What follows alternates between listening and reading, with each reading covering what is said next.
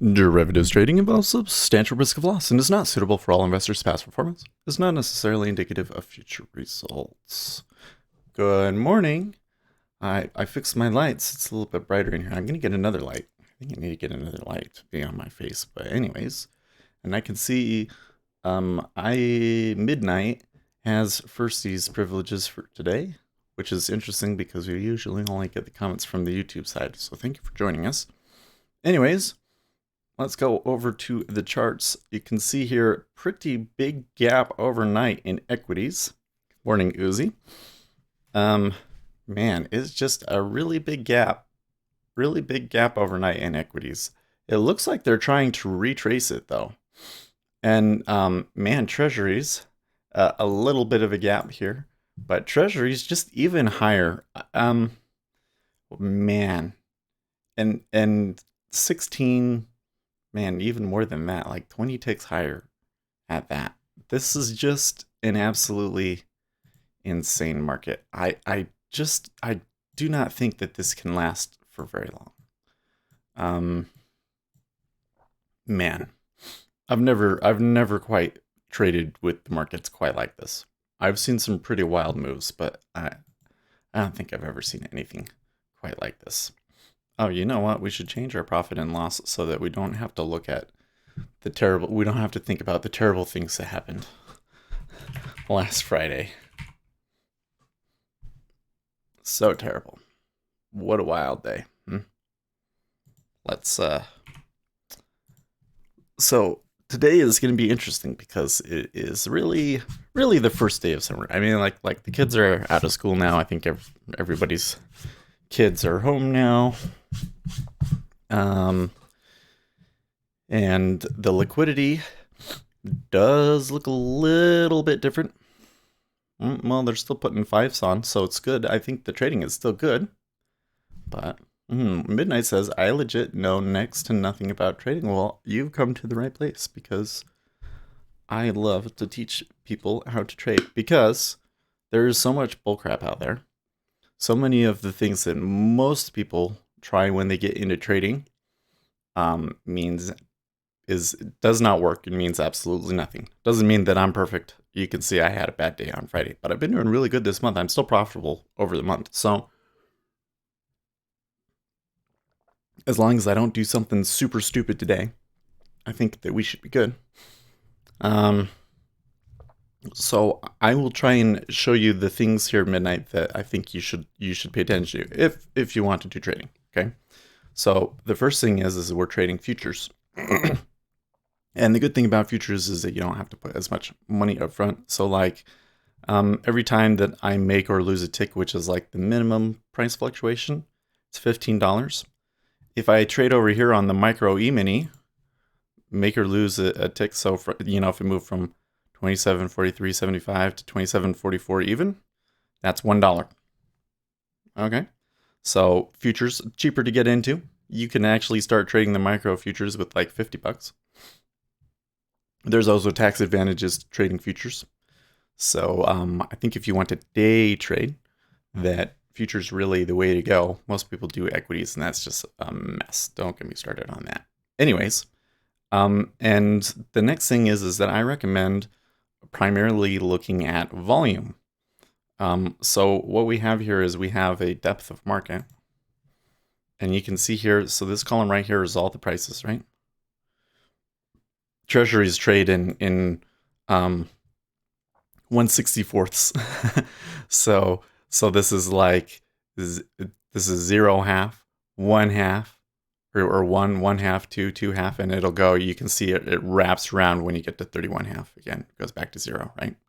30 seconds.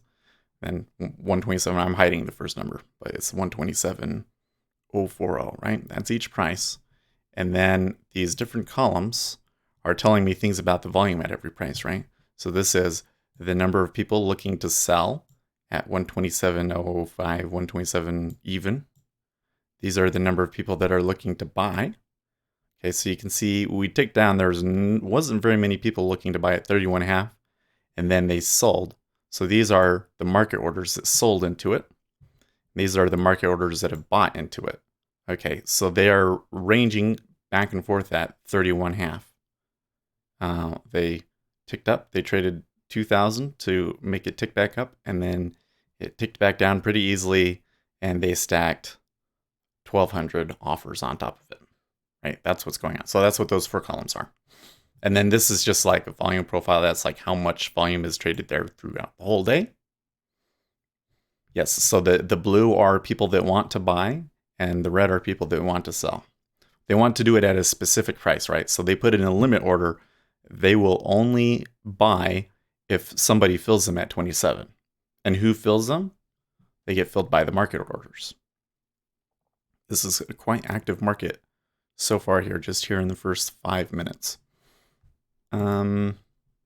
Hold on a second. I just want to make sure we don't have any significant news at 6:30 today, right? Yeah, that's right. Next thing is there is an FOMC member speaking today. There's actually not a whole lot of news this week at all. Well, European PPI, ISM on Wednesday. Overall, though, it's pretty quiet week. Oh, ADP this week. Well, that's a big number. But until then, it might be quieter. We'll see. Anyways, coming back here. Anyways, so these are people that are buying. These are people that are selling. But this column are people that sold market orders. These are people that bought market orders, right? 389 bought into the offers at 31.5. Does that make sense? So what I'm doing is I'm watching basically the changes in these 4 forces, right? Think of it as buy supply, sell demand, buy demand, sell supply. Okay, these 4 forces are basically what control price and everything, really. But you know, when you're trading equities, you usually don't have access to the depth of market to be able to see the order book and see all these things, right? How do you know the price that they bought and sold for? So that is this column right here. Okay. This, this gray column.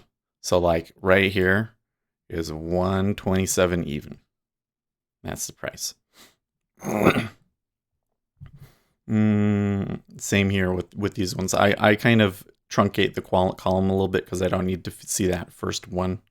But this is 127 even. Yeah. Let's see. What did Lucas say? I had Bloomberg this morning telling me Trump's visit to UK began with an insult. What happened? You know, I haven't. My morning reading did not show anything like that. And good morning, wrong. Welcome back. It looks like we got everybody. Well, not everybody, but we got all our regulars here today. So that means that nobody blew out their account last week. So we're in good hands here. What's the currency? It's just dollars. I mean, so this price right here, 127 even. What that really means is you're buying a $1 million worth of U.S. Treasuries. So in reality, it really means 1,200 and oh wait, how is it? Yeah, 270,000, and then you know, these are divided by 30 seconds. So whatever 1,000 divided by 4/64 is, or 2/32s. Anyways, the Treasury's price is kind of weird. That's why we never think of it like that, right? That's why I say ticks, right? I just know, okay, price moved up a tick from 0 to 0.5. And then just know that when you get to 31.5, then it goes to 0. It seems confusing at first, but it's that simple. And you don't really need to know what the actual price is, because your head just kind of goes with it. Now over here in the equities, the E-mini, you know, 27.44.50, 27.44.75. These are just numbers on the S&P 500 index, essentially. And of course, you get paid in dollars. And you can't trade other currencies like they have. Uh, uh, what is the word that I'm looking for here? Blah, lost my train of thought. They have the currencies. They have currency futures.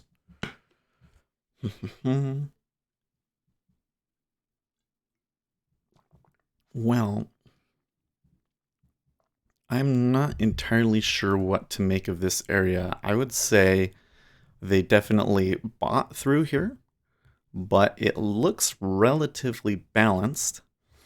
At the same time, I'm skeptical that it can stay here for very long, but at the moment I'm not sure if they're going to move up or down. I think the EME probably needs to make another move up. So they're 27.49. Well, let's call it 27.50. Where's that? 27.50 is the gap that they probably want to fill if they're going to do it. Chances of them filling the overnight gap, I think, are pretty high. But this is an awfully weird market, so. Okay, they're going to come down to the lower end of this range. Well, they did fall down there pretty quickly. The offer pulls way too easily. I'd say this is not necessarily a conducive market to scalping.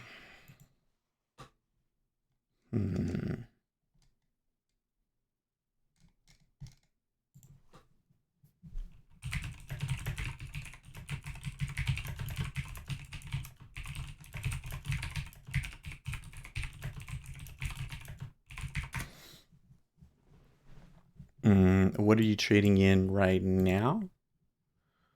Oh, I don't know if I missed that message from before, but so I usually trade the 10-year treasury. That's what this one is. This one is the 10-year treasury. This one is a 5-year treasury, and this one is a 30-year treasury. And then this one is S&P 500 futures. Both of these are. This one is just bigger size. This is the mini S&P 500, and this is the micro S&P 500. So I watch this one for all of my order flow, and I actually execute my orders here in this mini one because I have a small account. Look at that. So they tick down 2 ticks all at once. They want me to sell 29.5, but it's not a very good risk reward for me, so I should refrain. Could possibly buy it here. I don't know if I'm willing to take that risk right now.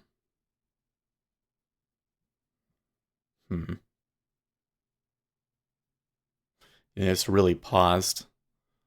Bid and offer are equal.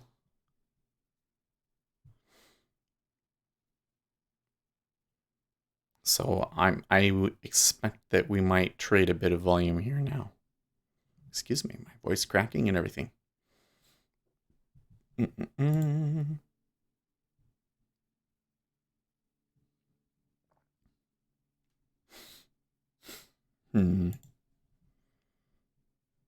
I don't see. Let me see if Hire has anything. I don't see anything about Donald Trump starting his trip with an insult.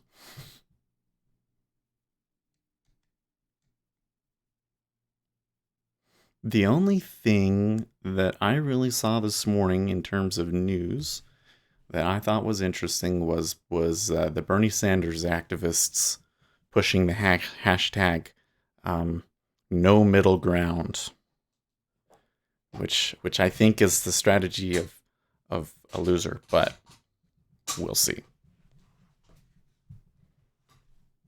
Not too high on that particular. Kids changed my chair, and now I'm all like, oh, okay, is this the right height, or is this the right height? I think this feels more comfortable right there, but that feels like too far back. I'm pretty sure that I had it one step forward, like that. But that's really up. Well, probably I always had it up because, you know, I'm standing up straight, closer to the microphone. Okay, so sure enough, they did tick up.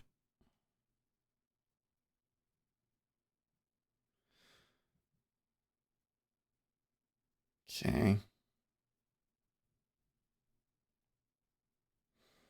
I feel really nervous about, like, I would like to buy it, or maybe I could have bought it at 30. But I feel really nervous about them trying to do fishy things. So I think I should hold off and just kind of watch for the first little bit. I want to make sure that I'm taking a good high probability trade.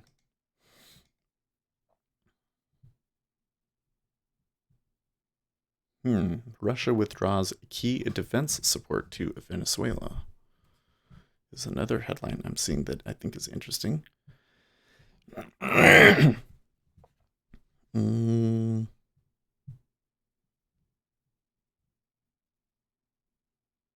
Elizabeth Warren corporatist. Oh, I'll have to read that one.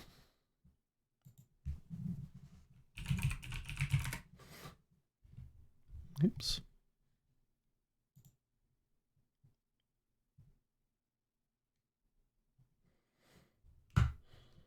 Okay.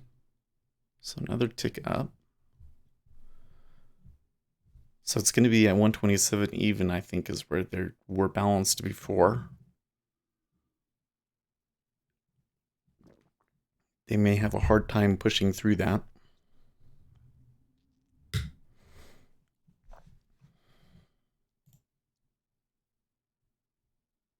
So if the blue is going down, that means that the buy offers are withdrawing. Exactly. Well, we call them bids. If you use the word offer, then I immediately start thinking selling, right? So bids, offers is the proper terminology. But you've got the right idea. If it was 3,000 and now all of a sudden it's 500, something happened.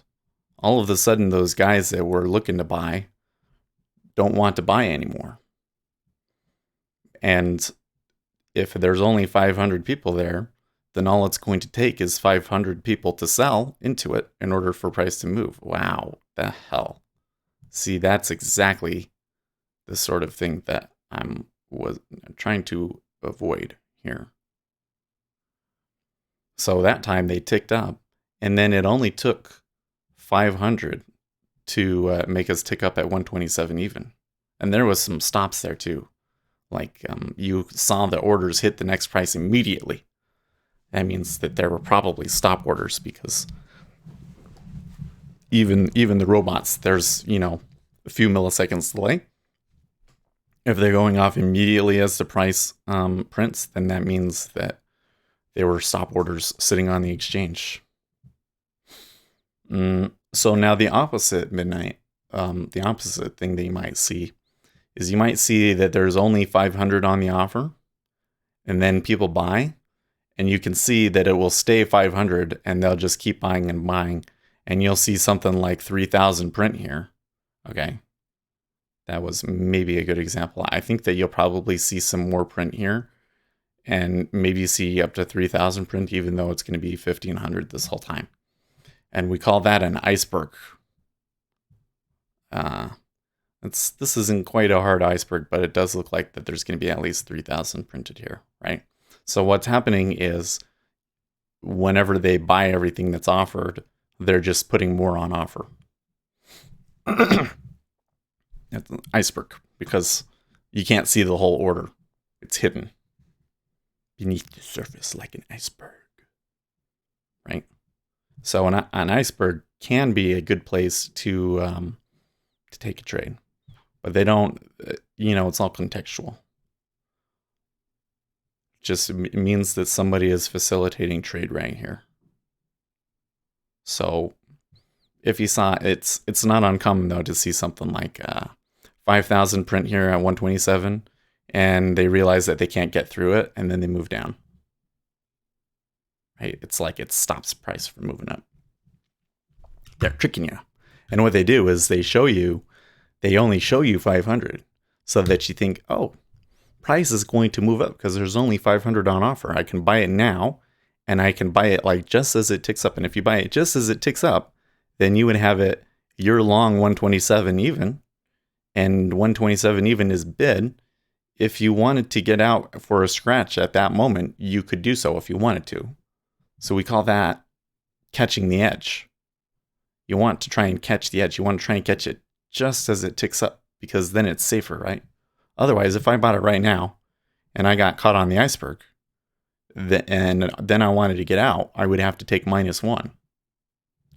So they try and buy it. So that's why they want to show it that it's small. Okay, well, there you go. So if you had bought it, you could have caught the edge, and look, you could already be 1 or 2 ticks in there in the money. That one was quite unusual. Hi, Cedric. How's it going?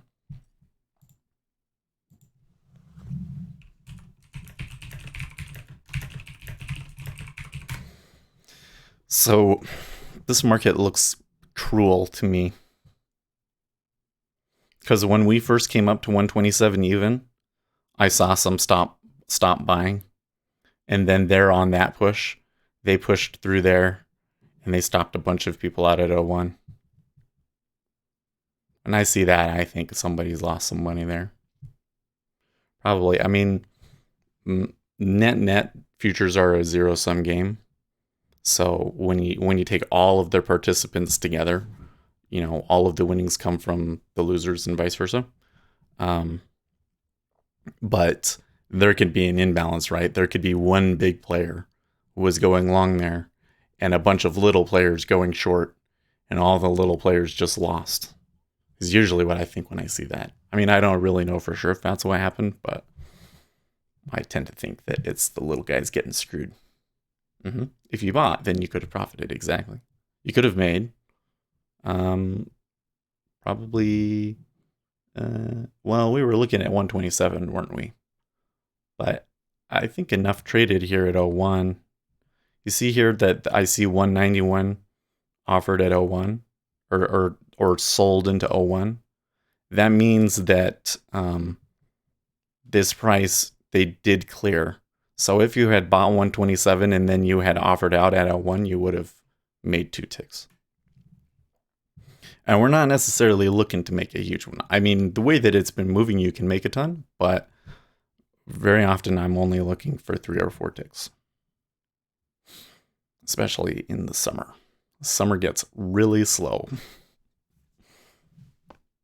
Man, my chest is all jacked up right now. Sorry about that. One of my ribs is out in the back, and it's putting pressure on the front, and then it cracks in the front. So I'm just kind of waiting, because we're in a buy trend right now, right? And I still want to see the gap fill. So I'm watching this move up in buying. I can see, so another thing I should point out, something that's important to look at. This line right here. See this line right here? That is all market buys minus all market sells. Just every time that there's a buy, it increases by 1, and every time there's a sell, it decreases by 1. And so when you look at the market buys versus the market sells, overall, since we've been watching, it's been more market buys by about 10,000, which is actually a lot. When you say tick, how much approximately is that? So in this particular instrument, it is $15.25, I think. It's 1,000 divided by 64. Right? I'll show you. Because when you're buying a treasury, you're actually buying $1 million worth of treasuries. So it's 1,000 divided by 64. It's 15.625. I thought that there was a weird decimal in there. It's $15 15,625. Okay. So if you made 2 ticks, it's $31. If you made 8 ticks, it's $125. If you made 16, then you get 250. If you made a whole 64, which like almost never happens in the 10-year, but you can do it, then you'd make $1,000. And that's with one contract. And it requires in the treasuries, it requires $500 in margin for each contract that you're trading. So, if you traded 10, then you'd make $150, $156 for every tick up. If you're swinging 10 lots, you could probably do it full time and make a living off of it. Although I would say for most people, it's probably better to look at it as a hobby. It seems pretty hard to make more than 4 ticks from what I'm seeing. Holy shit, man. Okay, well, there went the short. Good grief. This is so. I really want to take a trade. I really want to be involved in this market, but I don't know if it's safe for me to trade when it's doing something like that.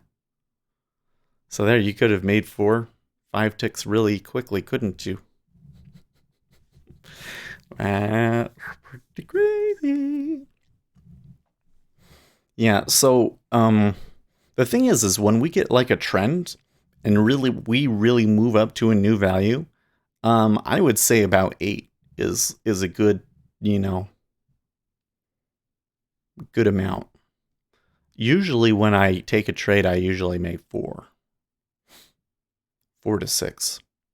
When it's really, really tough and quiet, I'll just take 2 or 3, whatever it gives me. But man,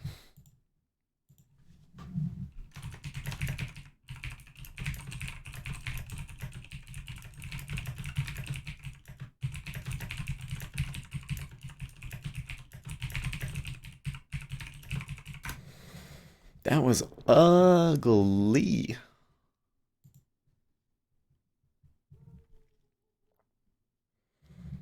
I do not, and are they gonna range back up to the top side of this again?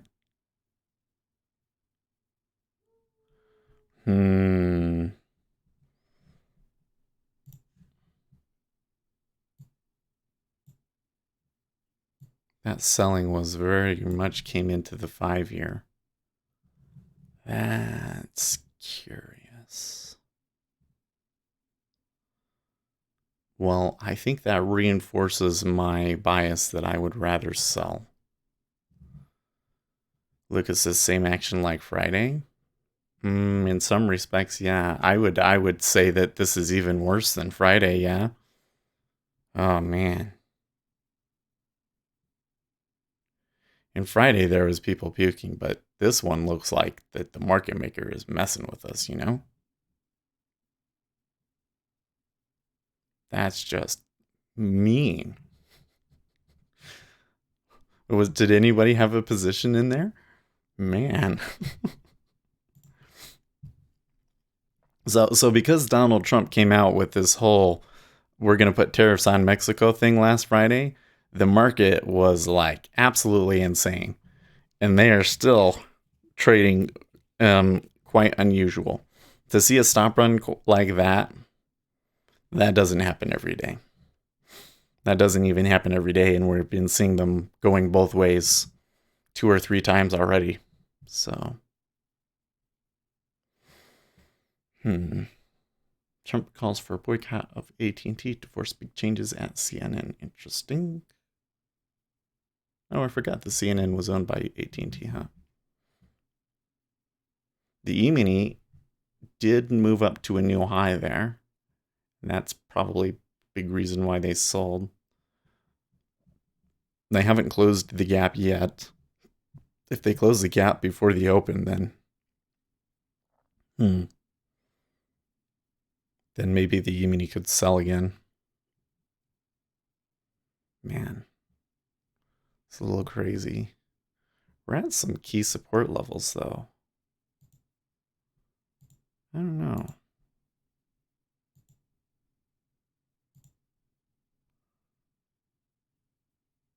127.23 is a pretty key support level. You would think that they would want to go for that.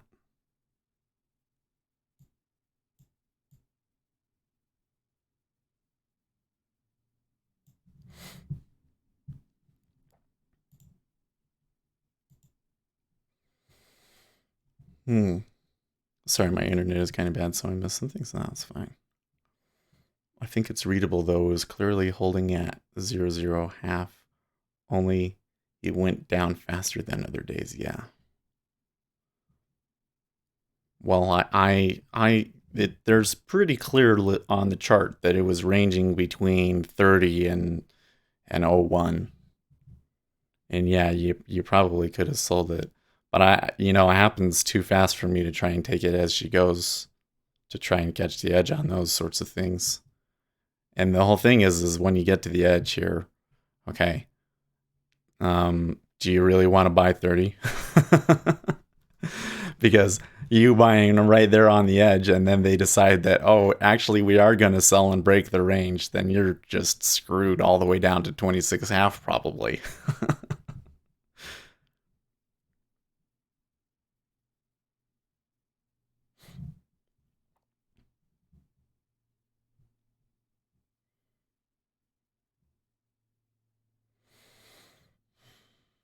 And the E-mini is buying.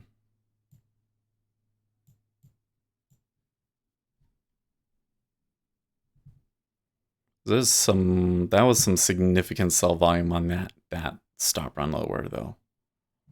Like, I think there's a good chance that we come out. I know I've taken that trade so many times and lost on it that I'm not going to try it, but I think there's a really good chance that they fall out here. Yeah, I mean, if they sell 30 like they sold it there, you are screwed. Exactly.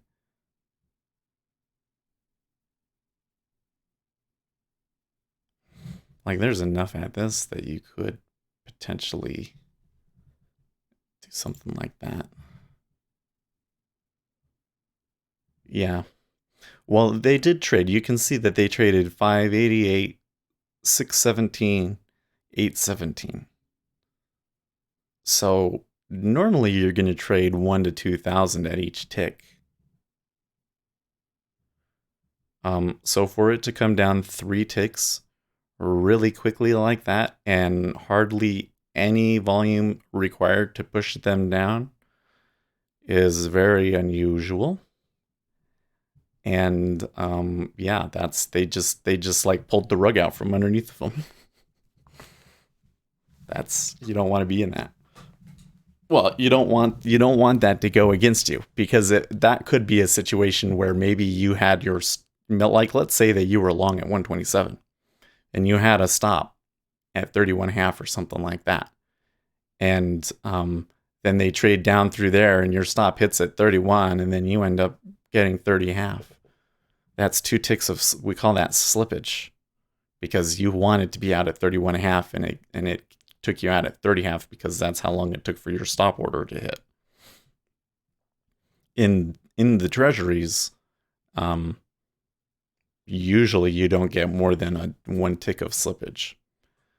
So that one you could have gotten 3 or 4 ticks of slippage is that might be a reason for us to say, well, I don't want to trade this. Now, the split side of this and what's happening right now is that when you get a stop run like that, basically, there might be people with stops set to trigger at 127, right? So those are potential future buyers. When all of the potential future buyers have come through, they've all been stopped out, then there's a lot less potential future buyers out there. And so it is very common after a stop run to reverse, which really sucks, right? It's because you go in, you have a stop run at 127 or something like that, and then it goes 3 ticks against you, it stops you out, and then immediately moves up 2 ticks, right? That's the kind of game that they play. The only safe trade for me here is playing the edges and keeping it tight. If it breaks, no trades at all in the middle. Like if you really have to trade this. Wait, so the number of people in the blue squares is the number of bids by different people, or can one person bid more than one? A person can bid more than one. So, so that's for. Let me hold on. So I have this hidden behind my my picture, but can you see these windows right here that are the actual orders going through? So those are the market orders that are hitting. So you can see somebody bought a 57 lot, for instance, and they aggregate it by this is aggregated. So like what happens is they show me the fills on this side. So if there was somebody that was 1,000, then they send me over here that there was. Anyways, you can reverse engineer it after it's traded to see how many people there actually were there that got filled, but it's not particularly relevant because one person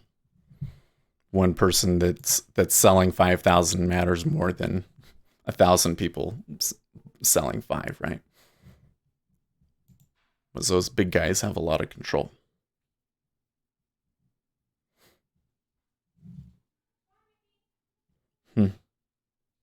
Well, there is an iceberg there at 31. I kind of wonder, though, are they going to push until they get stops again? I mean, last time that they moved up, there was an iceberg, and they moved through it, right? That was the one where you could have tried buying the edge, and you could have made a few right away. Let's see what they do this time. If that iceberg holds, then that might be a key tell. Aha.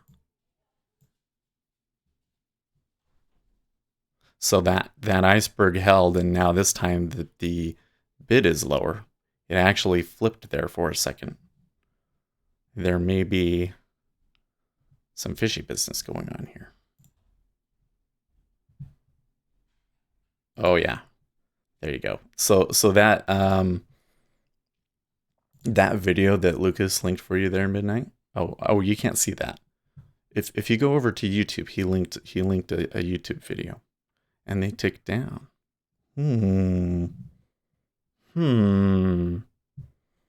not sure I particularly like this spot, but that was that might have been significant there at 31. Yeah. So, but what he's linking is a video from a guy named John Grady, who created the website No BS Day Trading. They have a course there that's like $70. That's how I learned this stuff. Basically, I took that and then I watched the DOM for a really long time, 3 years now. And he goes through everything like really, really super basic. And I think he's much better at explaining things than myself. But and he has a nice accent, and he's fun to listen to. I think I really like that guy. He's John Grady is like totally my hero, 100%. Or idol, or whatever you want to say. Him and Gary Norton. I really like Gary too. And then all the other people, like, oh man, Futures Trader 71. That's another guy. He does a little spill, actually probably right about now, that goes through what his trading plan is for the day for the S&P 500. He is a really good trader.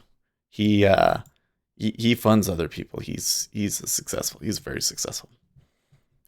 If any of these guys ever say something that contradicts what I say, you listen to them, right? Shit. Okay, so they took that all at once. I tried to stop into my order, but I ended up 2,100 in line. So I did have the right idea, but I did not get filled. And nor would I have made any ticks out of it if I had. Not yet, at least. And they're sitting right there at 2750, which means they have essentially filled the gap.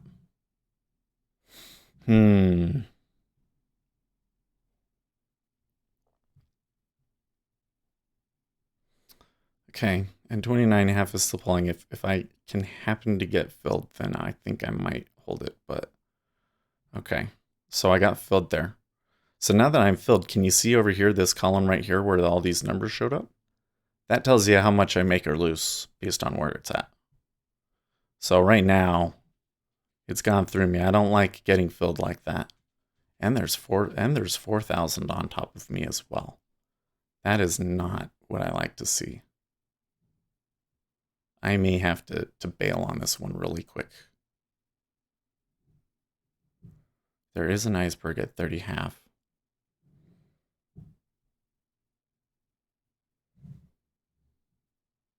They did not actually touch 29.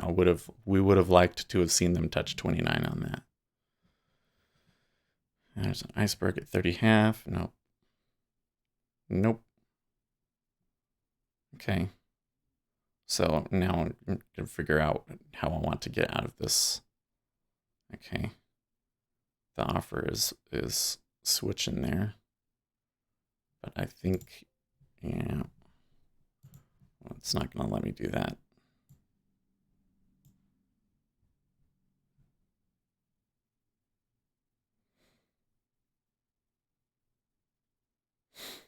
Unfortunate. Okay.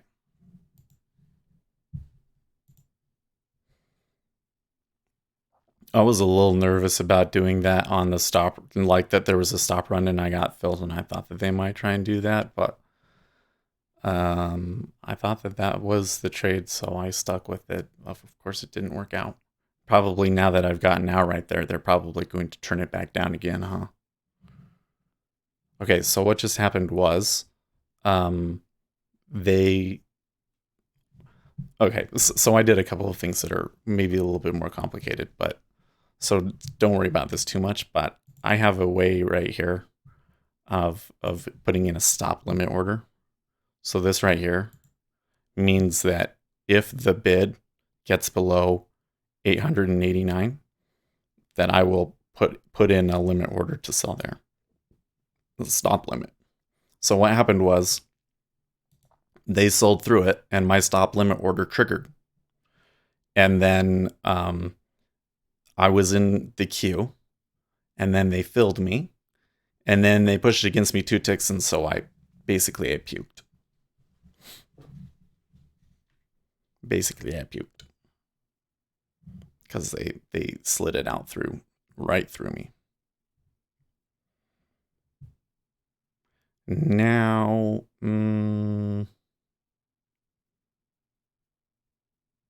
I still want to be short, but that was right where that's right where I took it from, wasn't it? 30, yeah. See, technically, I could still be short 30. Yeah, sure enough. Yeah, so they did exactly what I thought they might. This market is a little bit probably too turbulent for me. Good morning, Ace. Maybe we could take one into equities here. I'm wondering if I really want to fade it here now that it's filled the gap.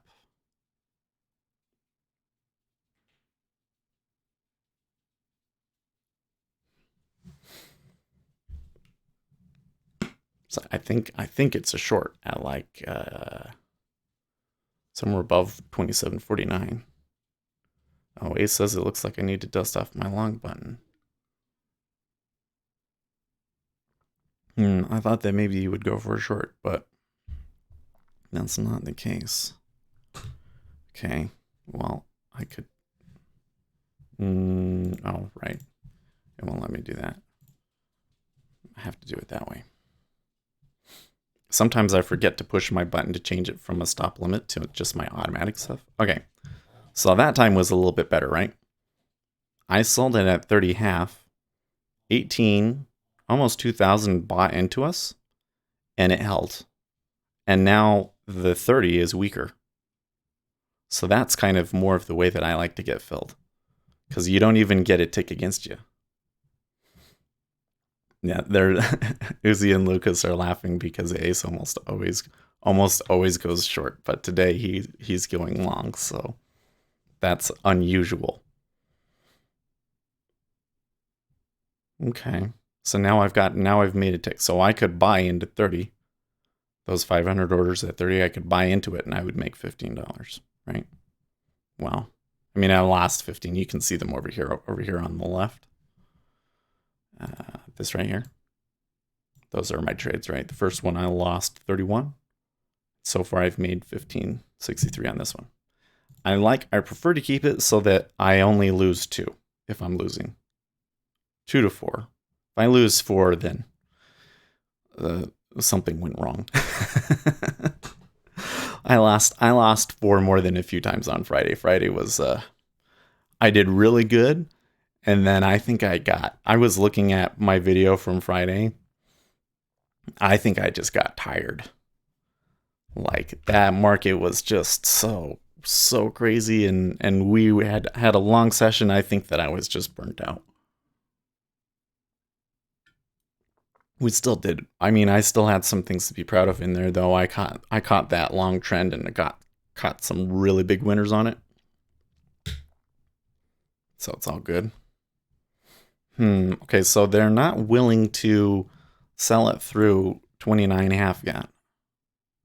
This 29.5 has been stubborn. They haven't pushed through that. But if we do actually get some more buying in the E-mini, the S&P 500, that could definitely push the treasuries down. And that's where we get to that. I think that they probably make it to this 28 and maybe even to a new low. Well, oh, that wouldn't be a new low, but it would be below the, you see this step in the profile here at 26.5. If that makes sense. So this is a volume profile thing. See this right here. There's a step here, and then there's a step here. So what that tells us is they're having a hard time getting sellers below 29.5. But if they do, there's a good chance that they'll move on to the next step at 26.5. Big if. Oh my. Okay, good deal. Good deal. They're really, man, when they stops come through, they really go.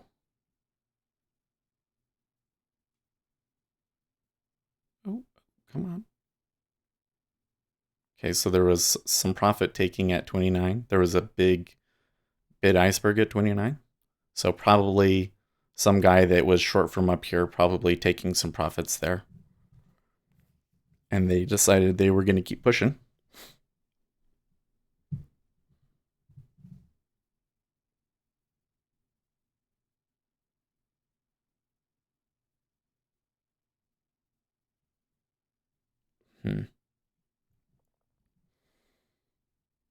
So anytime that I get 3 or 4 and it stops, I have to think about if I want to stay in this. But I think that the way that that worked and everything, and the position that I have and the way that everything else is in, I think that this is one that I should try and let run.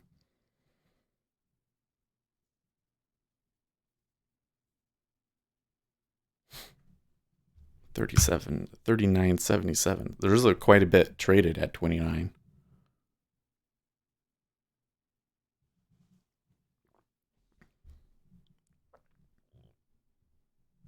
So if you had, well, not if you had bought, if you had sold from 27 even, then we would have made 6 ticks. Yeah.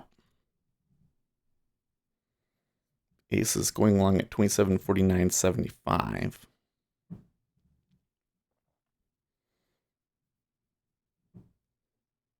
Well, I think Ace, you've got a good setup based on what the Treasuries just did there. I never actually got a full long signal. That's curious. Well, it's kind of interesting. Um, Treasuries really fell out there, and but they only went four, not even really four ticks. I don't think I could have gotten filled at 28.5, and they're already pulling back. Now, this will be a key test here because usually what will happen is this price here that we got filled at will be well, probably even actually 30 will be stubborn on them. Won't want to go. Yeah. So somebody was willing to sell it there at 30 and offer.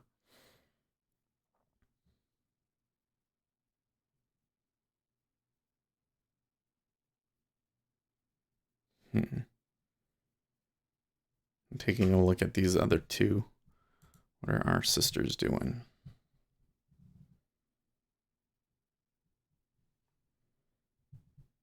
5-year looks pretty wild in volume.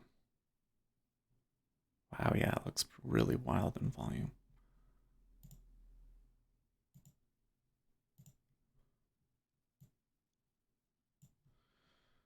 I think that we could come back to 26.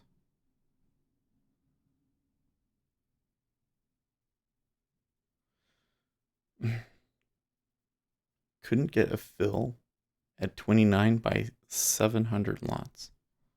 Yeah, well, and I think that that's part of why the market has been moving the way that it is because it's they're not really filling people. It's like if you get filled, you don't really want it, you know? Well, I got lucky there at 30 half, but even now it's a little questionable, right? I got +3 and now they're pulling back a little bit and I have to ask myself, do I want to take +1 now or do I want to hold and see if they try and stick it out, you know? This is the spot right now where if we're going to continue in a downtrend, I would expect them to sell here. But see that 30 half pulled. They're letting them trade into 30 half.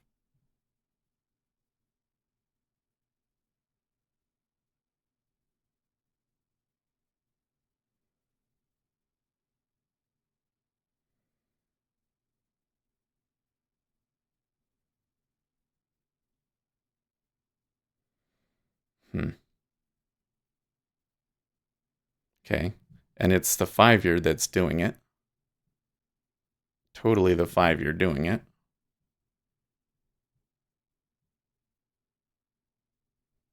Hmm.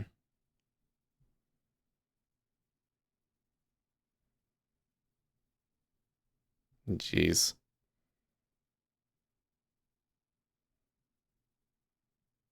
Well, they are pulling it against us a little bit too easily, aren't they? It was 31 where it was before.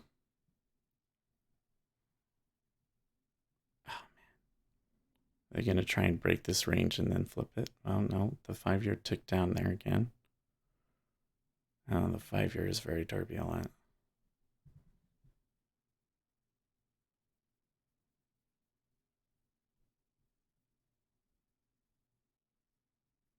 I feel kind of silly talking about it ticking up or down by 2 and being saying that's turbulent, but the E-mini came down there a bit too. So that's bad.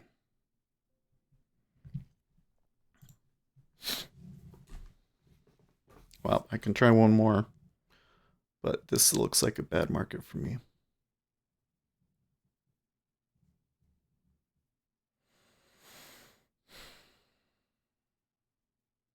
I had a good trade too. That's the crazy thing. It wasn't very long lived though, was it?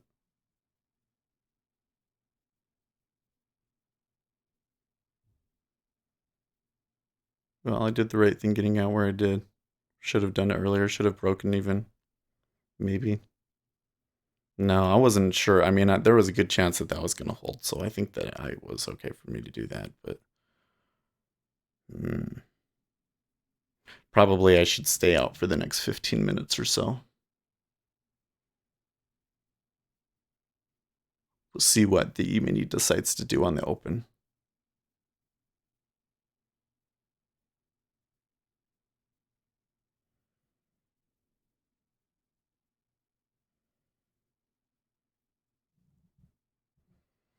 Hmm. It's getting another long 27.4950.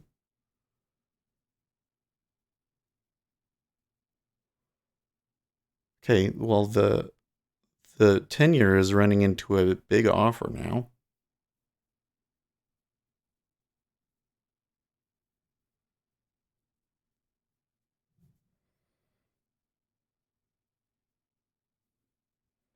Like you want your long at 29? I'm really surprised that it came up this far. Would you have held it all the way, or would you have kept it on?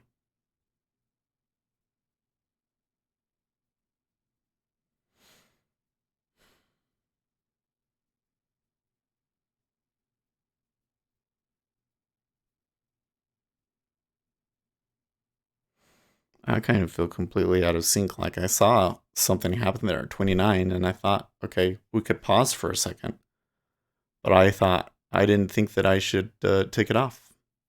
Remember, I said, well, this is a spot to take it off, but between this, and this, I think that I should keep it on and let it work out. And then it went right back in my face. And now look at O1, and I think, well, I could held totally. Now I look at it and I think, oh, this is exactly where I want to go short from again. But I can't get myself to do it because I think that they're going to try and stop people out on the top of the range first.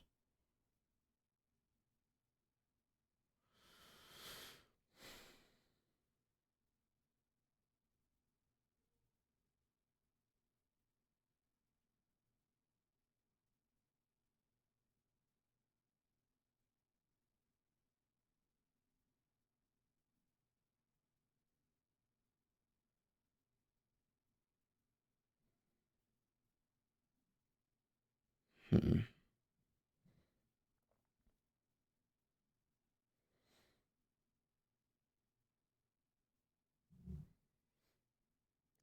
I am now not convinced about a short here because ZB is trading above 08.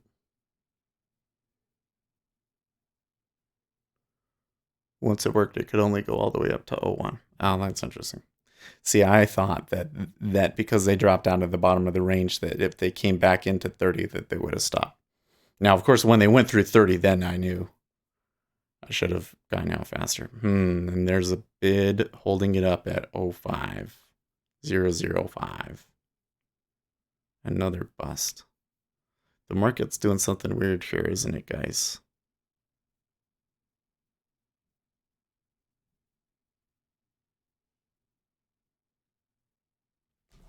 I think it's better for us to wait for a different time frame.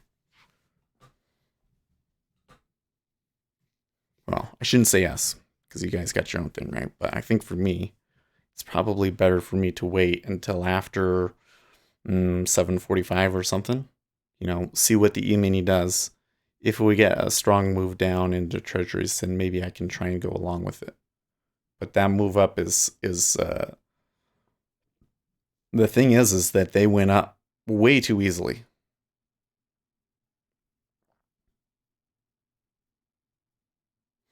Like when you look at the volume and everything else, that says to me that there's somebody big out there controlling price by stacking and pulling. And I can't really tell if they're long or short.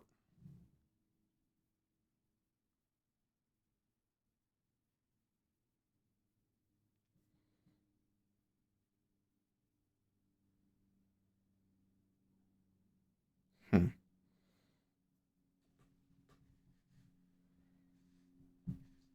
Okay, so that time they ticked up, they actually put a reasonably large bid, but it didn't go.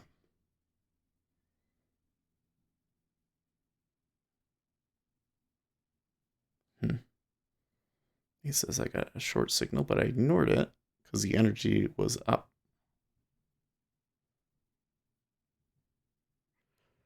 I don't know. They did stop it there at 01, but they're trying again, which is different from what it's been doing too.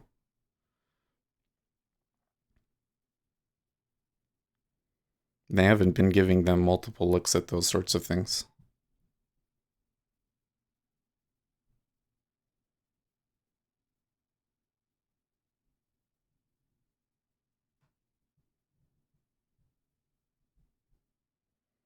That's a lot of contracts, though. I mean that could be a valid spot.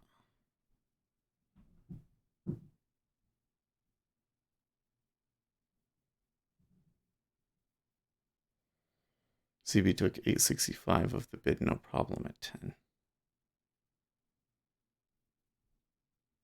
Yeah.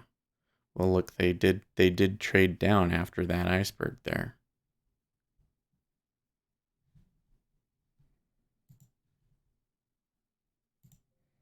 Nope.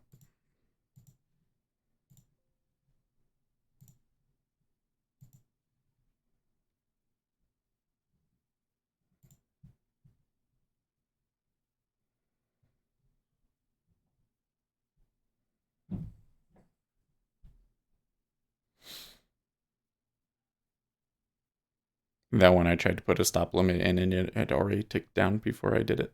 So it rejected the order. If you use tight stops, it can keep you from blowing out your count if you're being a bonehead, dot, dot, dot. Or you can just end up taking a bunch of really small losses.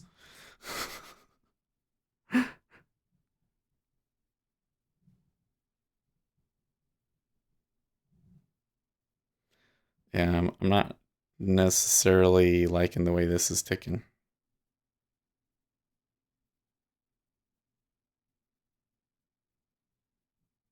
So I'm not filled at 0.5. Now they want me to sell into 31.5. But it had already ticked up once from there. If I get filled again, they might try and push higher again. And the E-mini may try and mean revert. So I think I gotta pull that.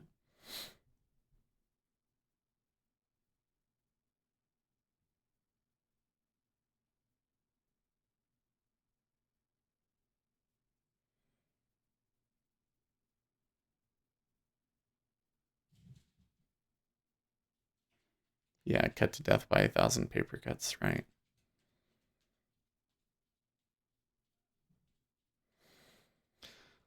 Zalia, good morning. Well,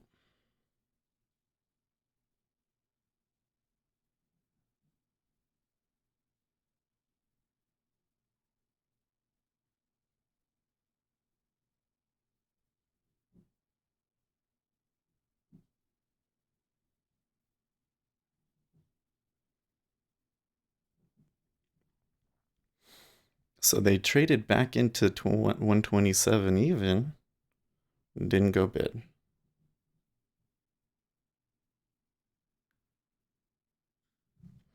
I'm still concerned by what I see as like significant levels being broken in the 30-year. Now the problem with that is that the 30-year broke a new high.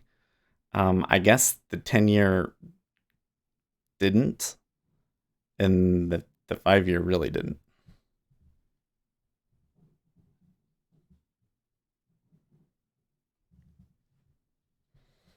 And the spread, I don't know. That could be an indication that the spread is going to flatten again. There's another iceberg at 127 even. So there's been some pretty big selling here.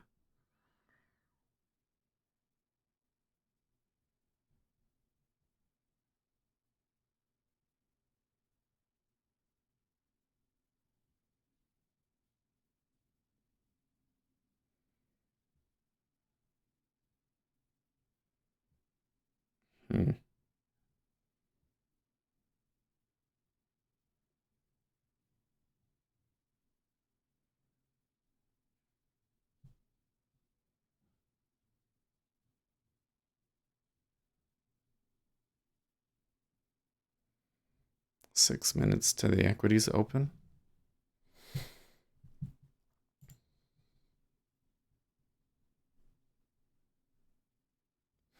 President Trump's administration recently discussed imposing tariffs on imports from Australia, but ultimately decided against them.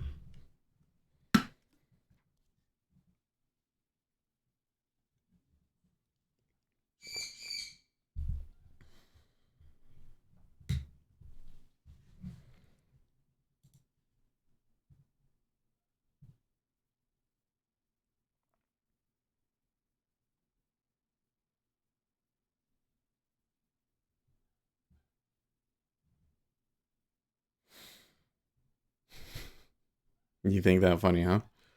Yeah. Well, let's not open up a fifth front in the trade war, guys. I think that would be a good idea. Oh man.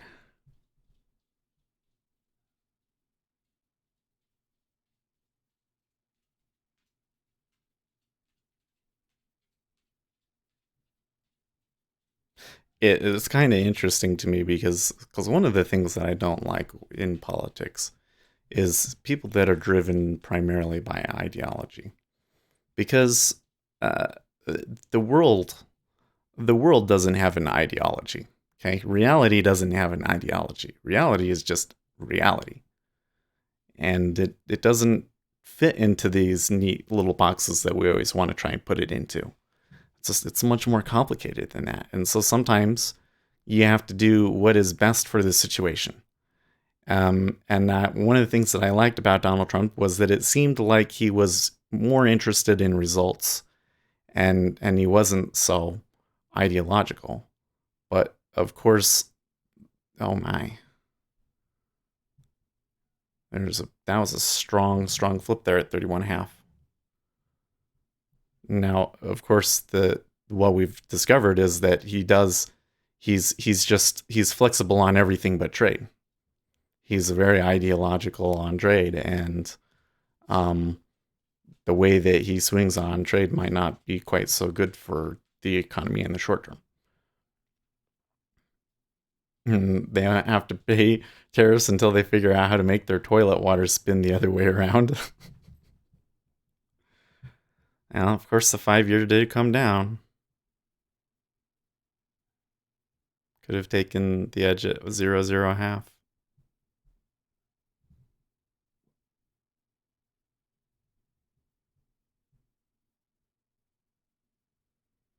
I don't know if there's any safe way to get a fill now. Wrong says it's a buy opportunity.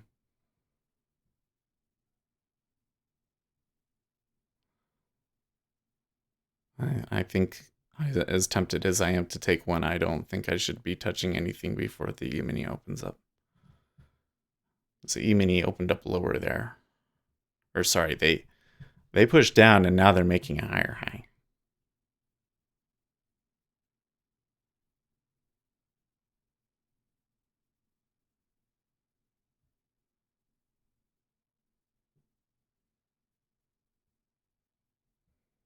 And I'm still not sure which way this is actually going to resolve in treasuries.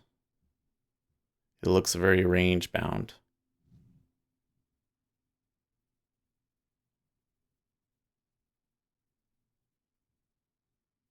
Definitely want to be doing the mean reversion trade so far.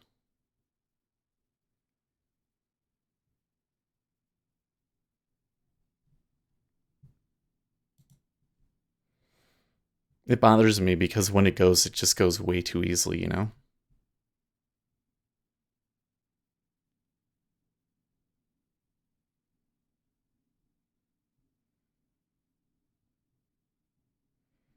I think there's a buy iceberg or a sell iceberg right there at 31. So I suppose this is one spot where you could try buying it and catching the edge up.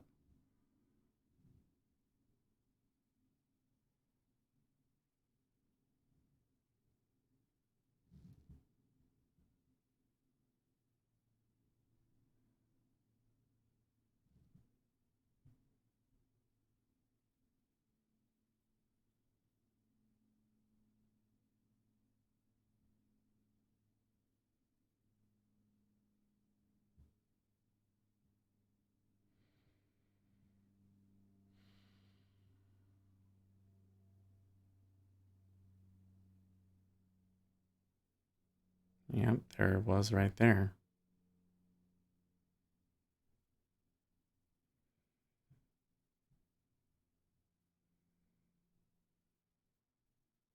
It's like it takes it and it just runs with it for no reason. But they can't get above 127 that time. That's curious. So they're in a little bit of a different spot because they've turned around there, but they're running into this spot at a 0-0 half and they don't want to trade that.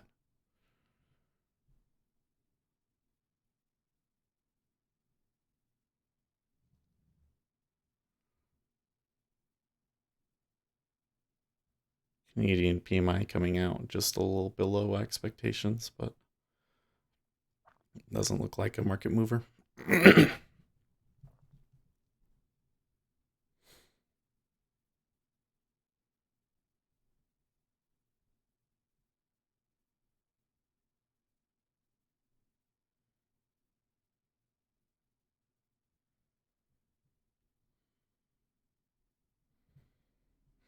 Down tick, but that one held.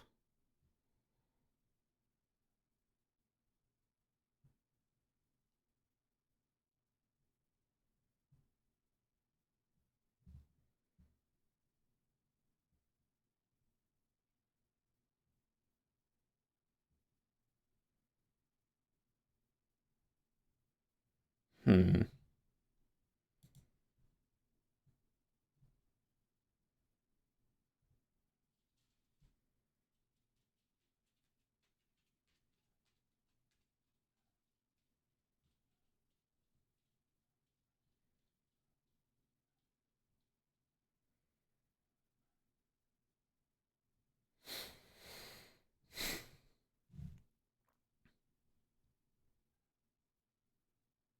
Okay.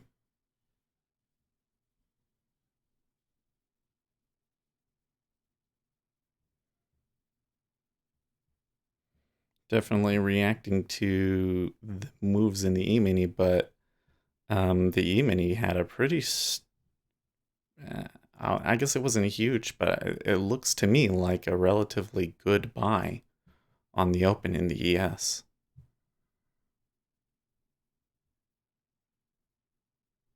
So I suppose if they gave me a good price,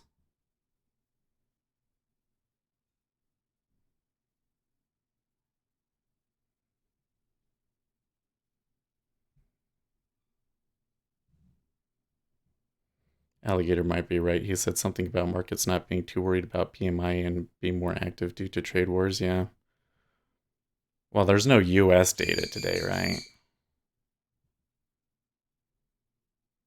Now, there is a Fed speaker at 8. That might matter.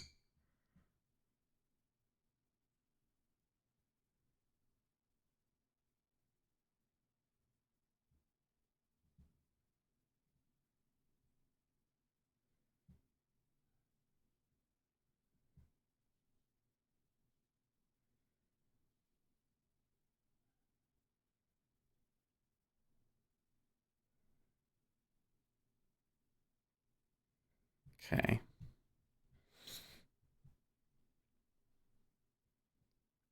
Okay, Phil.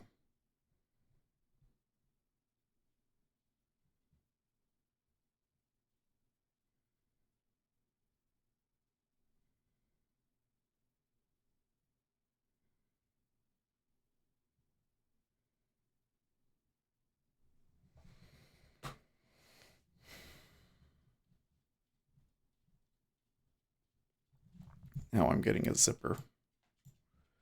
And I feel nervous.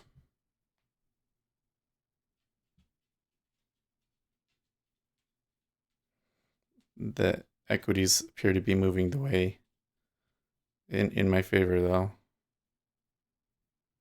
Okay, there's a little bit of a pull there at 30.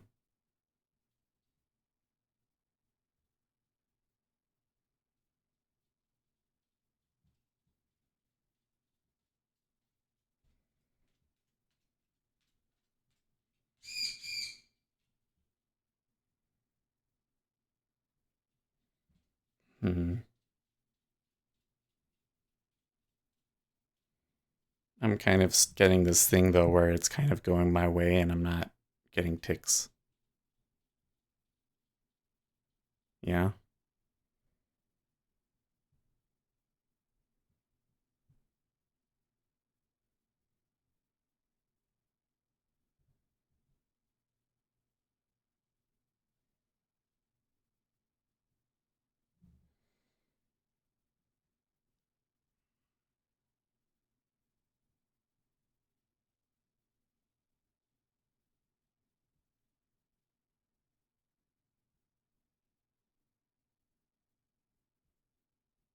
Nope, that's not good.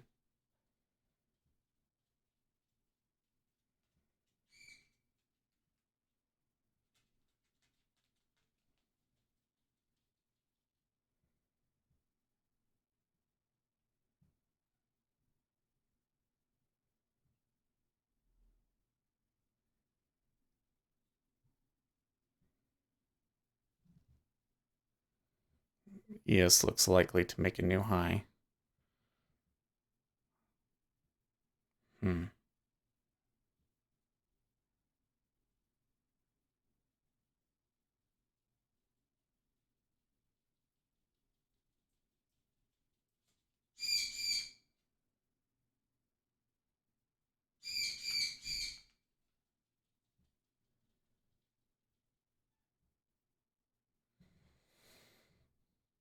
I took a baby short 3 contracts from '06 to '05.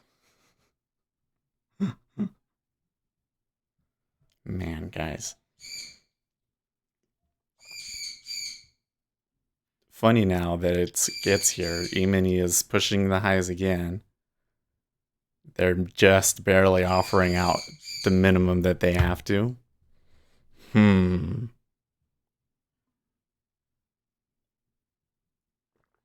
It's all flip flopping all over the place, and then as soon as you get in, it doesn't want to do. Whoa, I'm getting a. Am I getting a signal here? One, two. I need to zoom in. 1, 2, 3, 4, 5, 6, 7, 8, 9, 10. Not quite.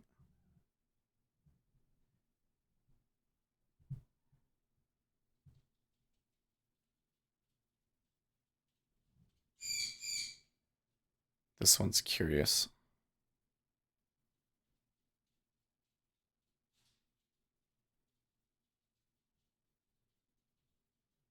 I'm in the wrong way though.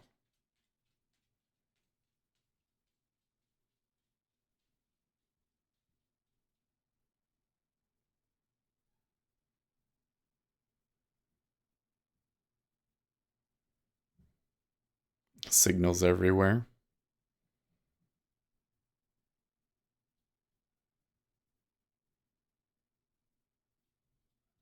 Hmm.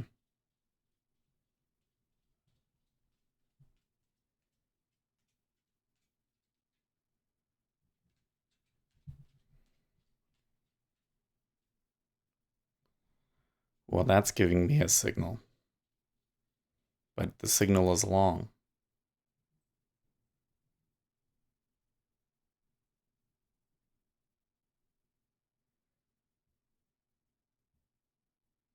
Level 2 flip for a moment.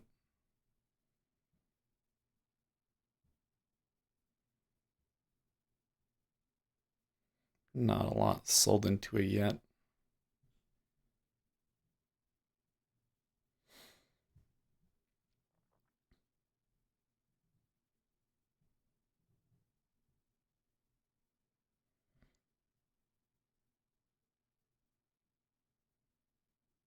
Yes, looks like they want to go for another high, but there's a lot of offers above them. Level 2 flipped again. And again. Man. Still X is up. I wonder if the infrastructure spending is on the agenda. If it goes up, it's long. If it goes down, it's a short, right?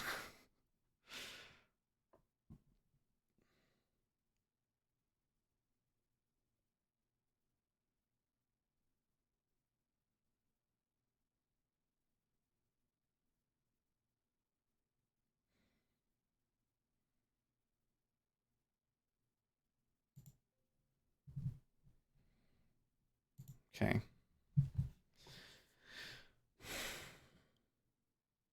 I would have liked to have held that, but I'm getting a conflicting signal, and their 30 half was pulling. I don't want to risk it.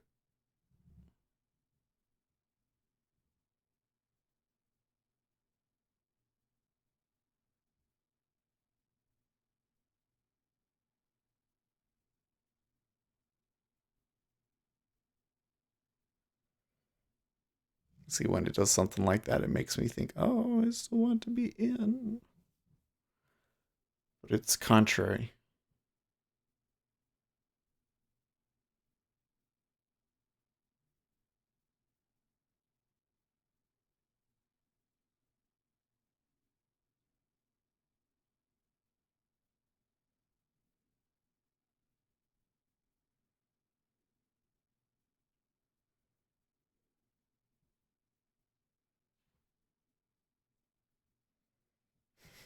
Oh, yes, the perfect position.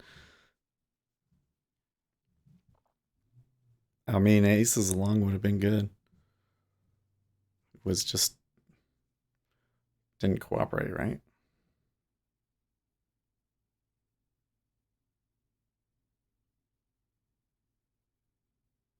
The thing is my signal that says long here, when it fails, it usually fails badly.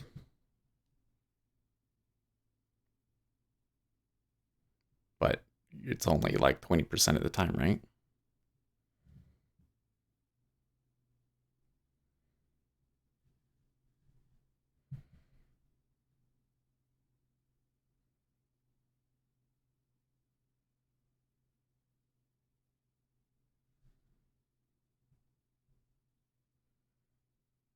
Hmm.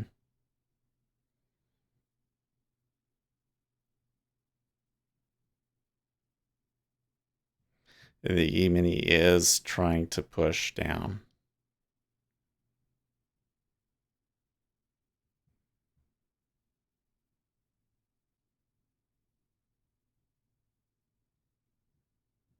But it holding here is not necessarily bullish.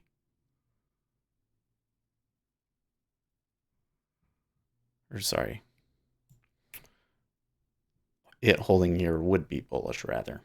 1, 2, 3, 4, 5, 6, 7, 8, 9, 10, 11, 12, 13, 14. Two more.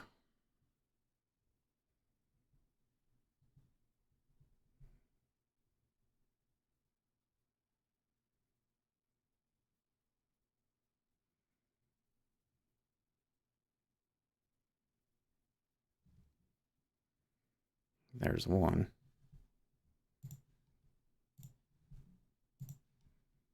Let's see. Is he going to do it?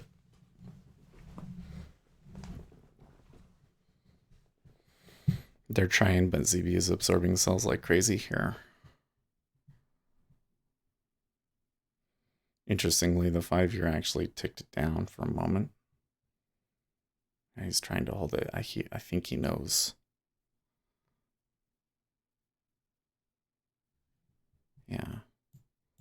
1, 2, 3, 4, 5, 6, 7, 8, 9, 10, 11, 12, 13, 14, 15. When it's done at 16 times, then the probabilities flip on us.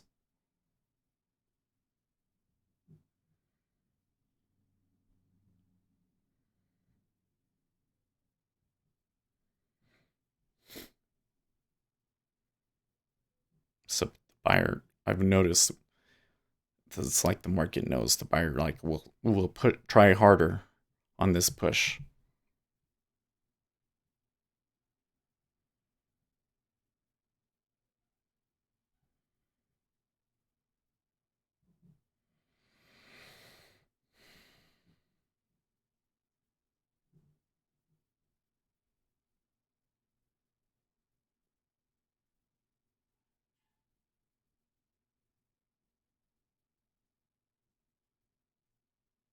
Okay, they broke out. The signal is gonna work for at least two.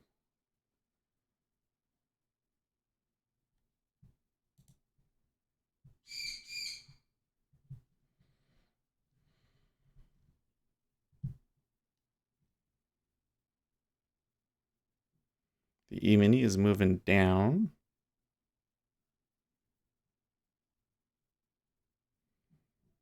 It looks like almost the entire buy on the open is going to come back.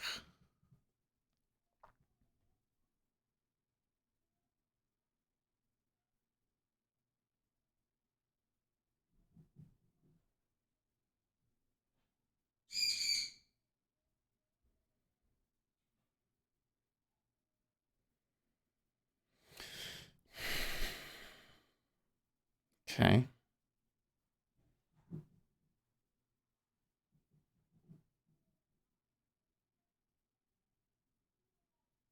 Well, maybe I should have tried to reverse and taken my signal. That would have been a good one. 30 half, that would have been worth 4, 5.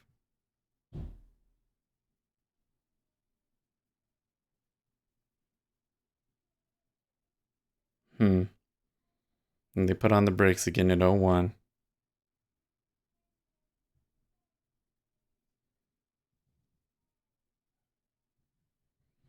But although I'd have to say that holding its higher low.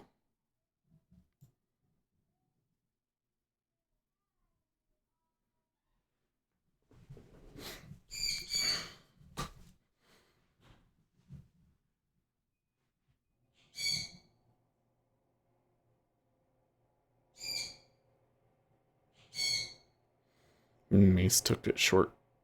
Made some, huh? 27.51.75 was the open.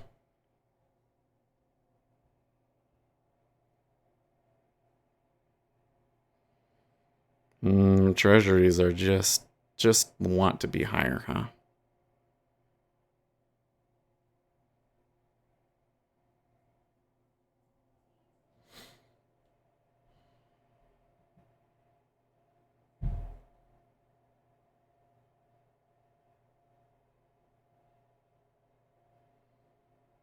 Google is down 5.7% now, but the Dow is green except for Bank of America.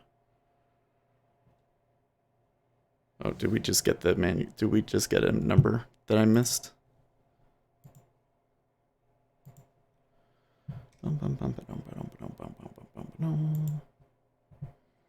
We have the ISM number at the top of the hour. Yeah, 50.5 versus 50.8 for final manufacturing. We got ISM manufacturing PMI and prices and construction spending month over month here in 10 minutes.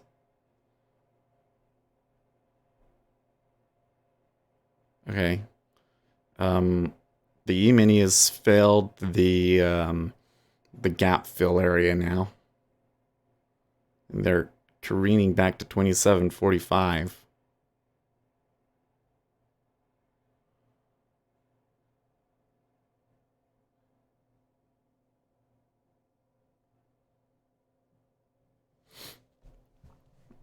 At this point, that looks like a reversal, but at 04, you got a step. I don't know. Lots of targets higher showing up.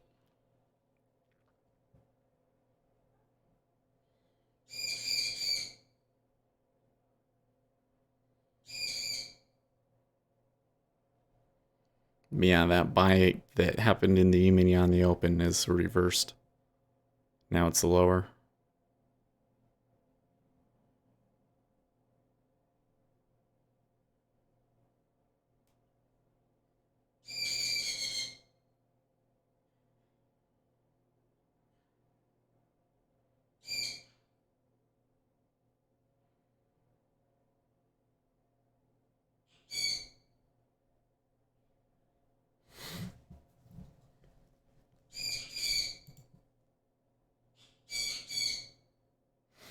Google having legal problems in the USA now, not just the Eurozone, says Angelica. By the way, good morning, Angelica. That's a name that I don't recognize, so if you're new, welcome. Yeah, I mean, I'm not really too hot on any of the big names, like Google and Apple in particular. But I even think Amazon might be a target at some point too. It just seems like everybody's out to get them.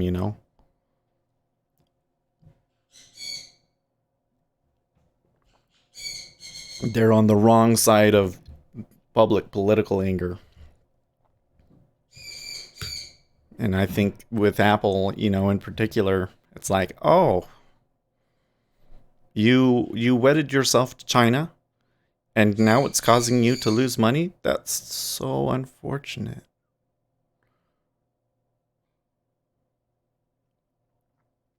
I'm not actually seeing an exit signal here on if I had gone long on my signal at 31 half. I'm not seeing a clear exit signal. Perhaps O2.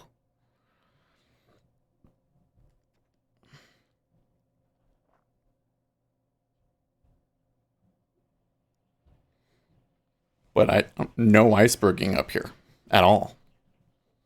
Well, E-mini turned there for a little bit. Now that's interesting that the E-mini bounced off of the VWAP. Treasuries don't seem to care. Both sold on the auto trail. And Futures says Scott's. That's another new name. We're getting lots of new people today. It's kind of weird.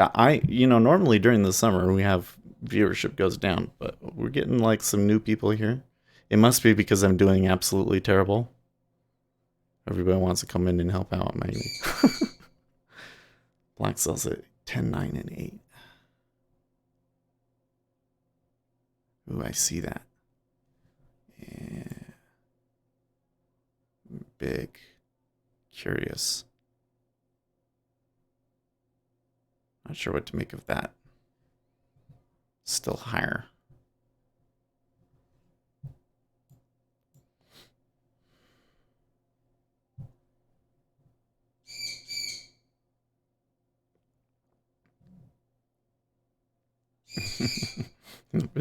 He says wrong channel. It's okay.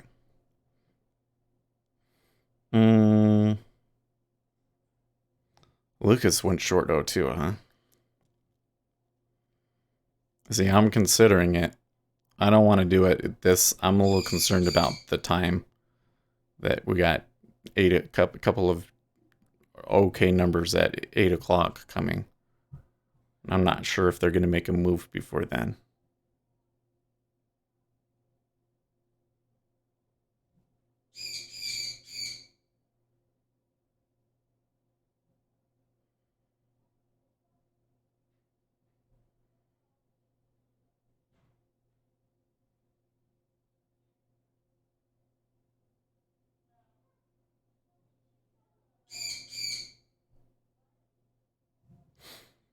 I try to hold.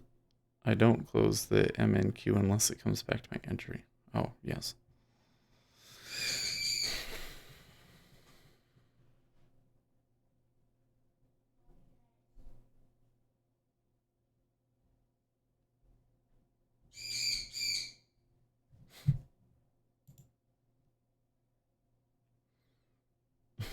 JP Morgan says markets have yet to see full impact of trade war.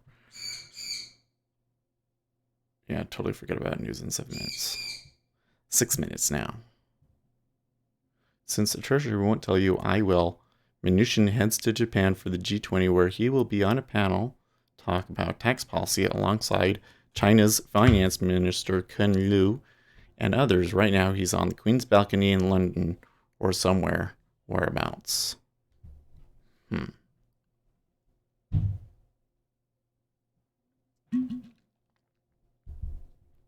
That seems significant, or it could be in the future.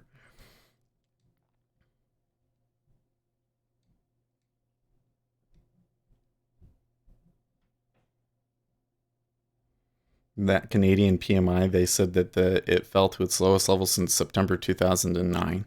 New orders fell for the first time since August 2009, so the Canadian numbers were not good. We're sitting here at the tippy top, threatening to do the crazy again. Look at that.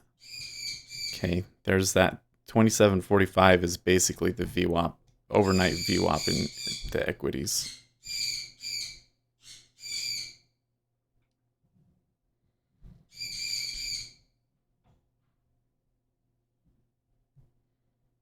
And I cannot get myself to participate.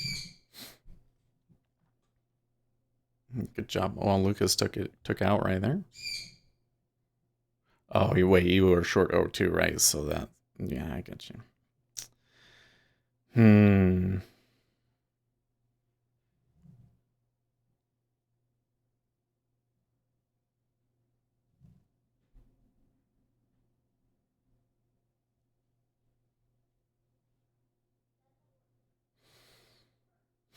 I don't know. When you look at the volume and everything in the E-mini, that drop doesn't look as bad as the price makes it look.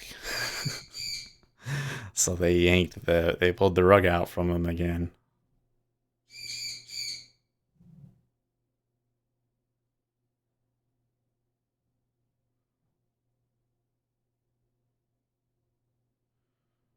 Hmm.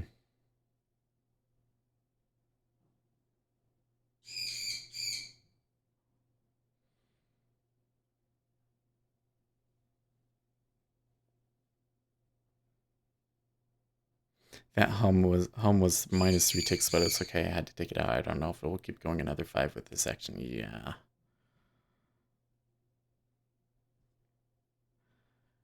Frankly, at this point, I'm beyond the spot where I can justify selling it. Actually, where are we? Oh, there we go. Yes. So we're above the VWAP. We're above the open. There's a lot more interest when it's moving up. Equities look determined to keep pressing lower. So I'm not taking a trade because of the news, but I'm not sure that I can take a short here at this point. But it was a reasonable trade, Uzi says. Yeah, and I agree. It was showing some resistance there.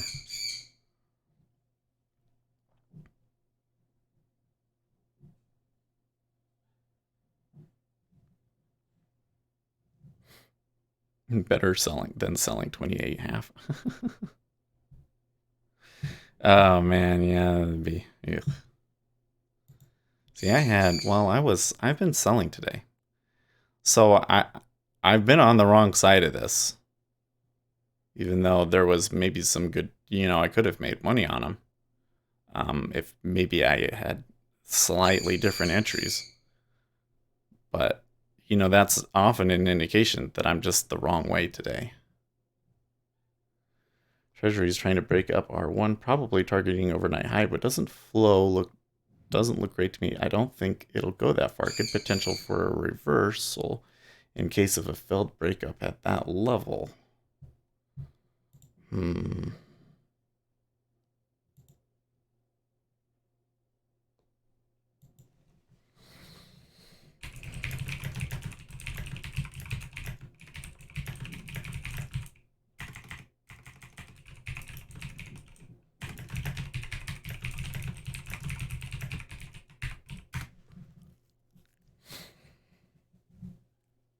Especially here on the upside, it's getting really. What's I need better adjectives, guys. It goes up and then it comes back and up back. It's not very organized. Okay, they're pulling for the news.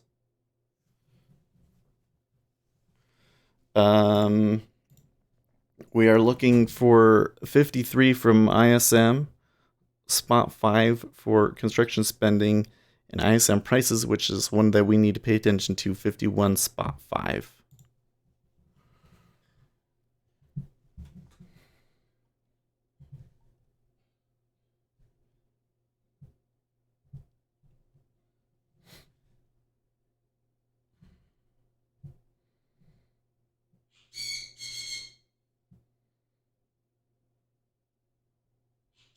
Yeah. Janky. Dojo says janky. I think that's a good adjective for this. It's being a little janky. Okay, so there's the news, and they bought.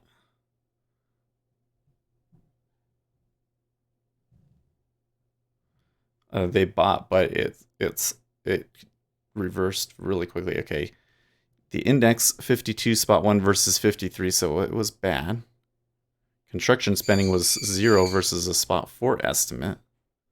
Ooh, what the hell? I mean, below 127 even, it could be a sell for me, but where's the prices? Okay, this is too confusing for me. Um, what's the prices? 53.2. Okay, so that's why they reversed. I could take this short.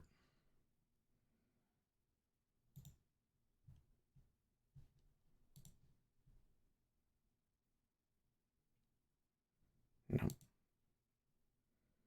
Oh, yes.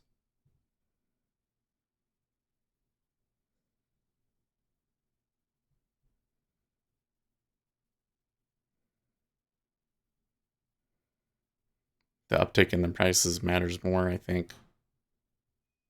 Yep.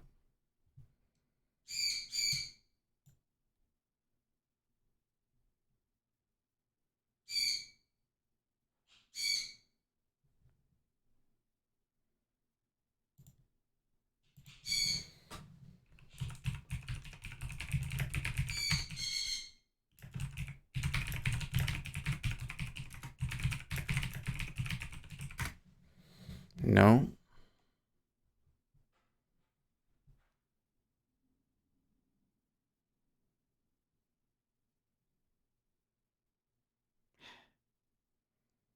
Okay. That's not a good sign. Shit. Well, folks.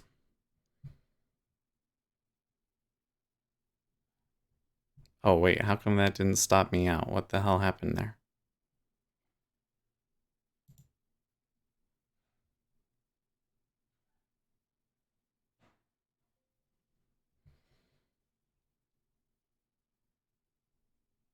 That's it for me today.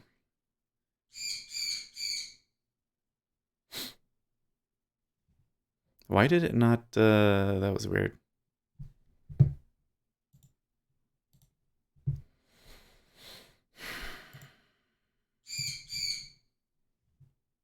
Curious.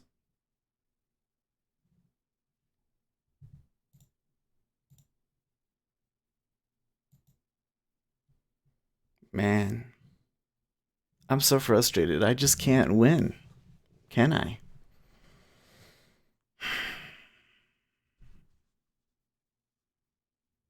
I had an okay spot down there. It's Crazy Discovery Monday. Yeah, this is probably just beyond me.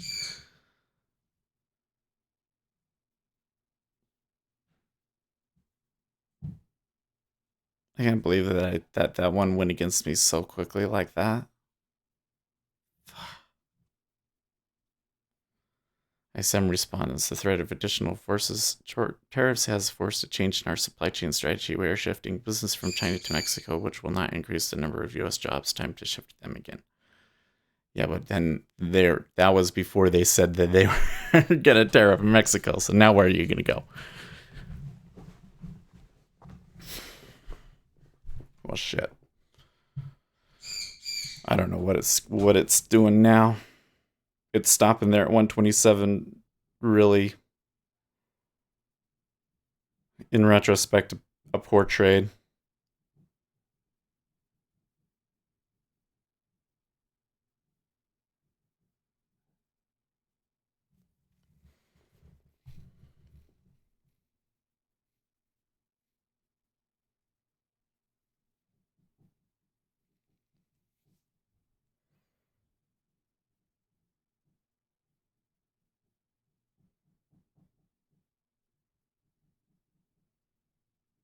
Hmm.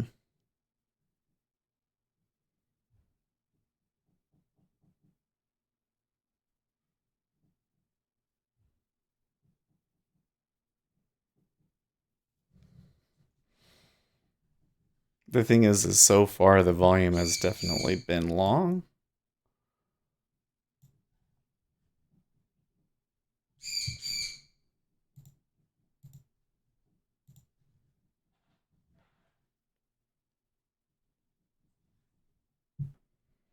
I never took a buy.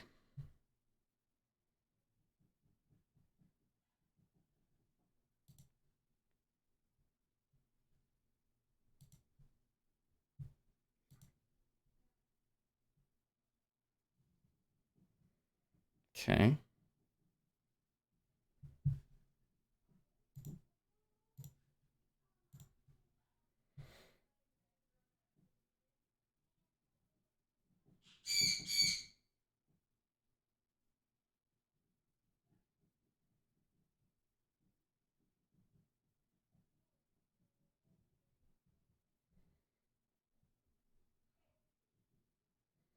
Missed it.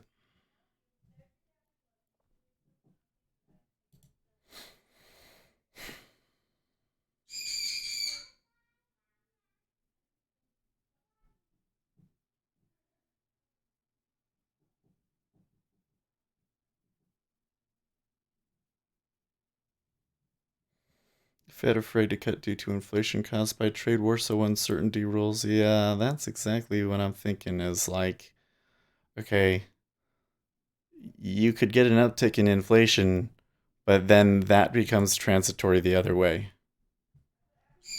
Probably would not last, rather.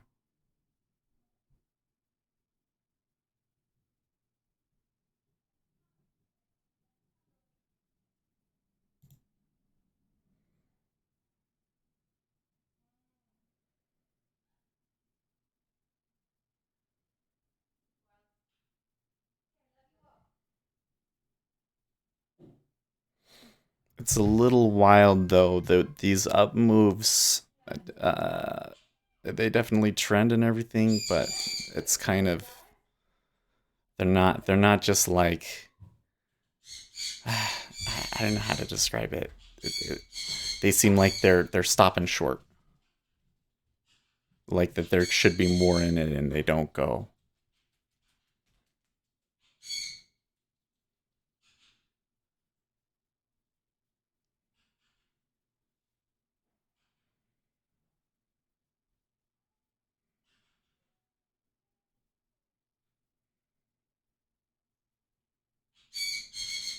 Come on.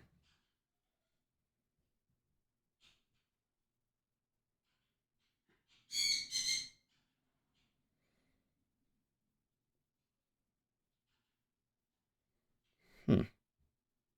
Oh, the power went out? That's weird. It's a nice day outside and everything too. Man, if it's like the first day of summer and you're already getting the power out, that does not speak well to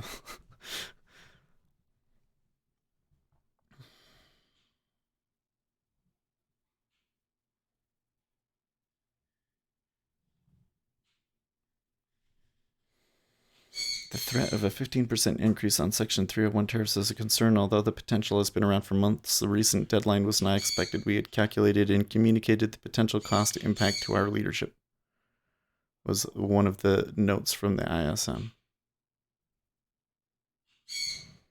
And this is just really all over the place in this area.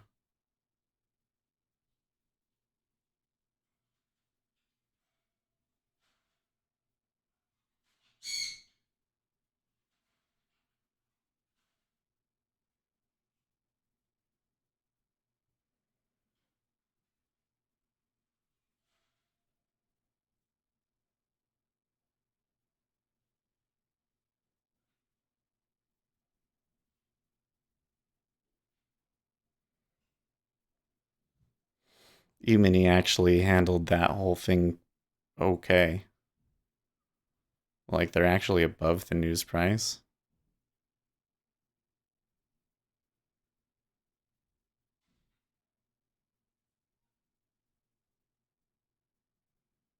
I don't know.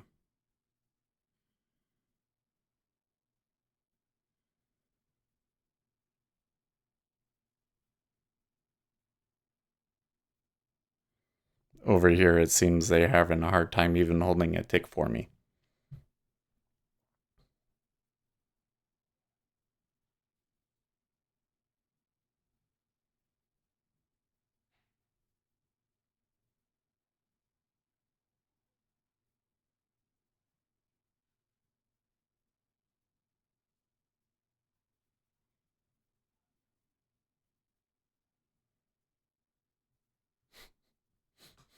Man.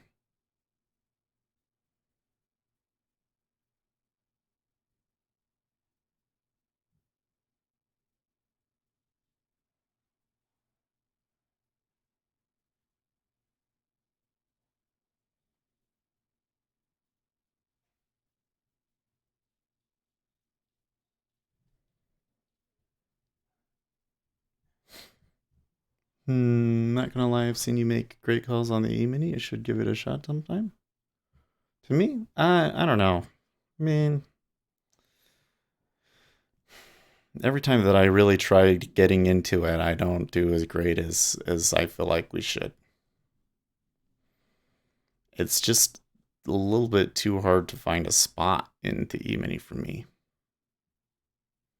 Like I can say like, oh, we should go higher, but it's gonna go against that, like 1632 ticks first or something like that. What price do you pick? That's hard. This right here in the treasuries is super weird. The amount that it's ticking around here, I think it looks like a buy, but uh, man,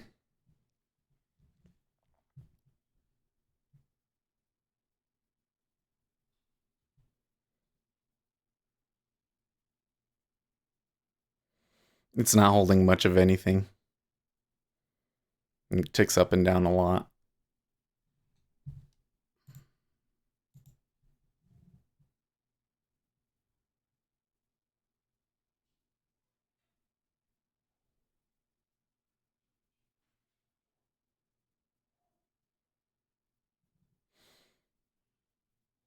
The algo's regression to mean an ES's killer. Yeah, exactly. Well, and not just that, but they like to stop you out. You know what I mean? It's all about catching wicks.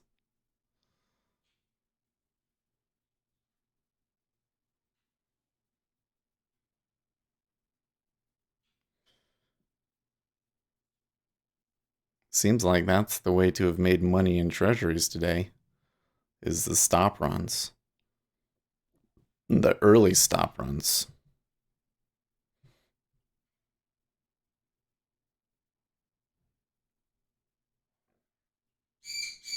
I didn't take them because I know that those can be really weird, but they did work out.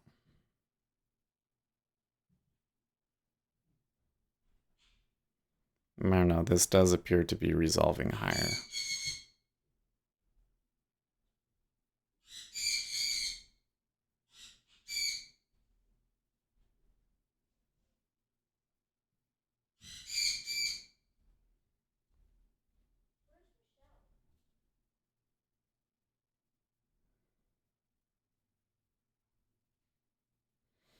Coming up on 8:15 now.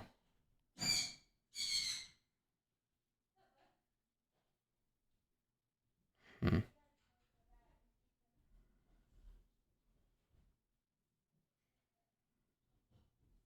Man, can you imagine if you had bought on that?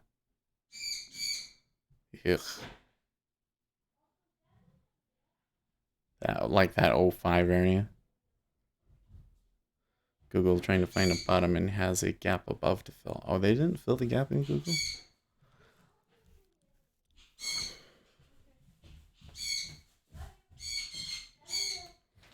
I don't know. So let me show you something that I think is a little sketchy in the E-mini is when I look at that chart right there, okay?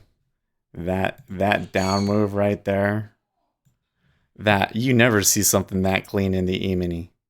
That's ridiculous. That was what the fuck? That's a little I don't know, man. It just that came back way too easily. You never get that in the E-mini. Never. Never something that clean. Suspicious to me.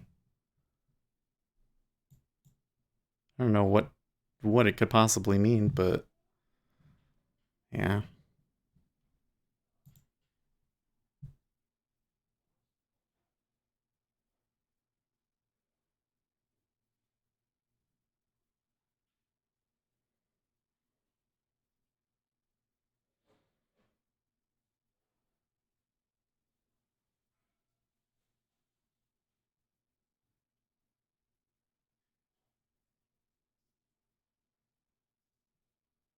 Hmm.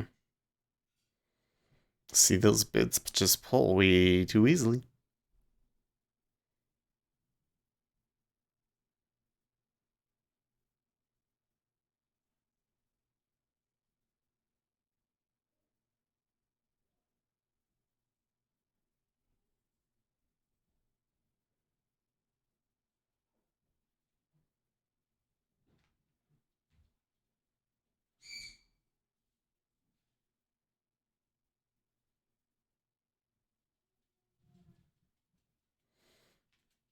The ES is so controlled by ESF algos. I'm just waiting for that China blacklist to come out. That's when the algos will really slam it. Hmm.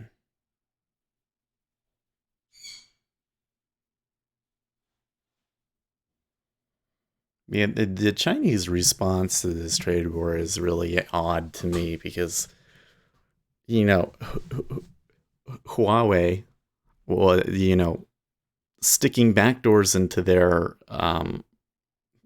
their products, and that they were doing other things that were apparently illegal, and the U.S. arrested the guy. I mean, this was like months ago that they arrested the Huawei CEO or whatever, right? Okay, and then China comes out and is like, "Well, we're going to arrest your companies that are in, you know, contradict our interest." Like, okay, no, it has nothing to do with Huawei being in the U.S. interest or not. It has to do with whether they broke U.S. law or not. It's like they're so used to the totally corrupt system in China that they don't realize that in the US it's like there's a principle and there's a law and either you broke it or you didn't, and we can't just go and punish a company because we want to. Doesn't work like that. And but then they're turning around and acting like what they're doing is the same thing as what we're doing, and it's not even close. Like I just read everything that's coming out of there right now, and I'm laughing about it. So they're gonna ban, like they said FedEx was too good or something. It's like, okay, there's because FedEx doesn't benefit from importing or exporting things. Okay, so if FedEx is just too good at delivering things, and you're gonna ban them because they're better than the Chinese companies at delivering things, like, okay. The CFO was arrested for violating sanctions against Iran through back channel financing. That's correct. That's right. I forgot that. So there was that, and there was something else too. Daughter of the founder is the CEO. Yeah. But then before that, there was also has been concerns for a long time that Huawei has backdoors in their chips, and that they're trying to get their chips into the US 5G infrastructure. Yeah, interesting. Man, it's been at 127 even for a long time, and it has ticked around here so much. This is so very, very odd. E-mini, though, so far holding it.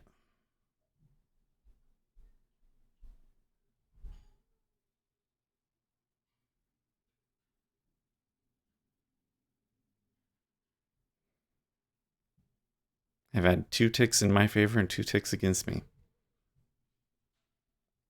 on a sim trade,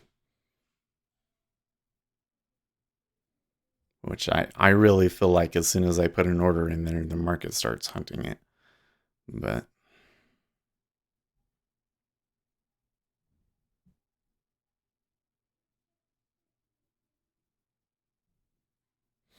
Hmm. And see, they're not even. It's incredibly imbalanced at 127. Are we really going to push back to highs again in the E mini? Right? Well, I mean, here's the thing. Here's kind of my thinking. Um, the reason that we are where we are today is because of Mexico, right? Because we added additional trade war stuff from Mexico. The stuff from China, it's probably not like all priced in, but it's probably priced in as much as we can with what we know about the situation and how it affects the economy today.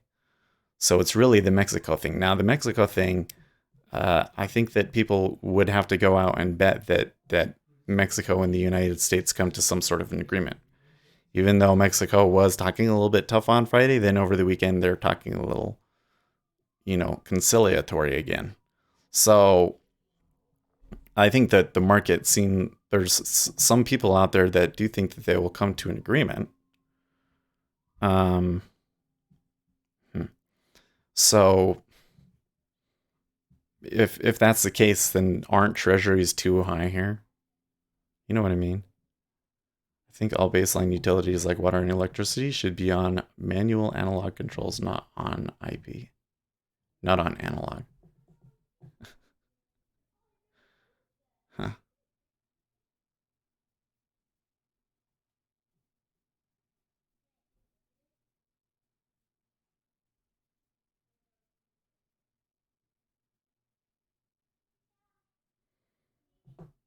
Come on, you mothers, just come and stop me out. That's how I feel right now. I just feel like you just can't win in this thing. It was like I went forever and ever winning literally every day.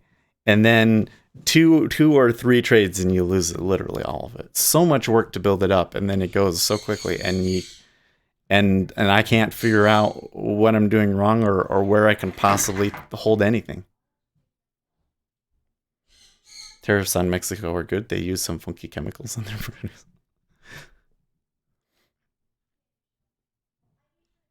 So the issue with Mexico is that there's no alternative for a lot of these goods, right?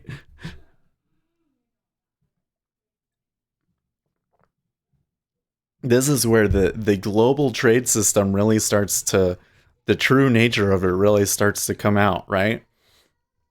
We can't supply all of those avocados on our own. The United States doesn't even have a rare earths mineral processing facility right now. Like they're making one, they're trying to get one to go live, and it's only going to process one type of chemical. Well, not one type, but I don't know if it's one type, but they're specializing in the heavier rare earth metals that they're going to process. So like, and there's only one mine that's like functioning. It's all in China, and if China cuts it off, what are you going to do? Uzi says he was AFK. Well, that looks like they're going to come down and get me. Yeah, they traded 30 half. If they push down and make a new low, come on. I went short at what? 127.05? Yep. I went short 127.05 and they immediately pushed it against me and stopped me out.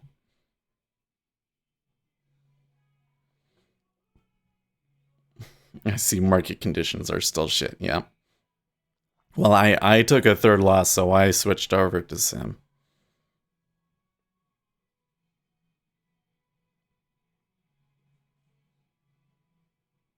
You can tell I don't feel nervous about this one. I just feel pissed. Like I can see them doing it. They're gonna push it against me.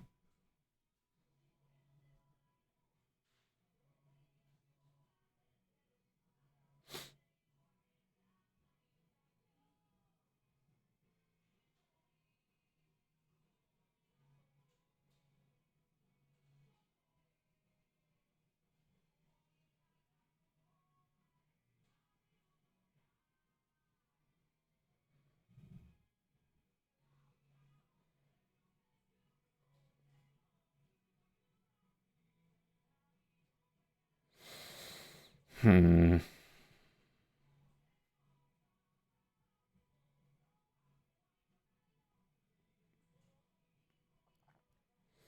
I'm just looking at the camera. I really do need to get. I ordered a light. I want to make some other videos, and need better lighting to go with my camera. So I ordered a light. I can put it up there, and then because right now it looks so dark. Not that anybody cares or anything, but it bothers me.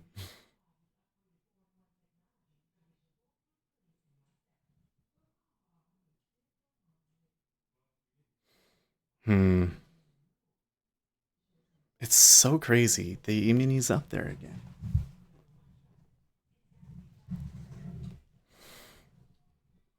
Never thought of it prior to seeing that video, but checking the SEC finding out if a prop firm is any good or just selling bad education is not a bad idea. Do they actually have that on any? And on any? Can you show me an example of a popular prop firm that the SEC looked into and they said was no good? The only place that I know of is that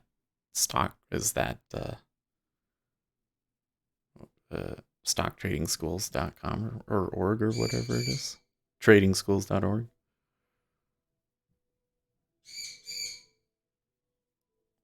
Here it comes. Oh, just do it.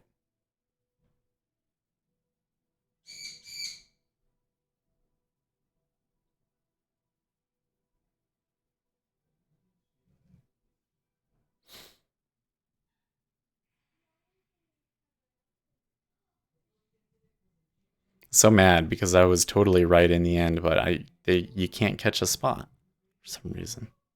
Saw a review POS of someone who did it.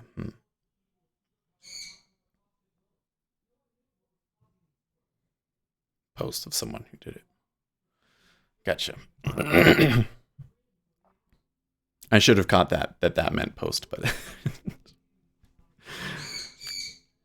clearly not on today. I'd be honest, like after 3, I probably could switch back over to. I mean, I don't want to trade after 8:30, but I wouldn't be surprised if I went out and I took another trade and it ended up being some gangbuster trade or something. But I mean, fucking come on. They're gonna sell it. And that one held at 29.5. That's interesting. It's just the whole thing here. Let's look at this. Look at this. Okay. Except for that last one. Let's ignore that last one. That was sim. Okay. I sold 30, 30 half, 30 half. Okay. So we're below 30 half. All right. I sold 005. Okay. We're below 005. I got stopped out almost for the full in one of these. Well, on 3 ticks on all 3 of them. 2 ticks on one. Man. And it's lower. You kidding me? Come on. This is like, what am I doing wrong? It just seems random to me. Things that would have been good signals, right? The market has changed, clearly. It might be a very temporary thing, too. That's the other issue. Well, I thought I could come in this summer. We'd take a few trades and see how it turned out and if it was doing okay and the market was moving good. But I may just have to move back to Sim for a while because I wanted to trade because there's the volatility. But if they continue to be like this, it sucks. Really sucks.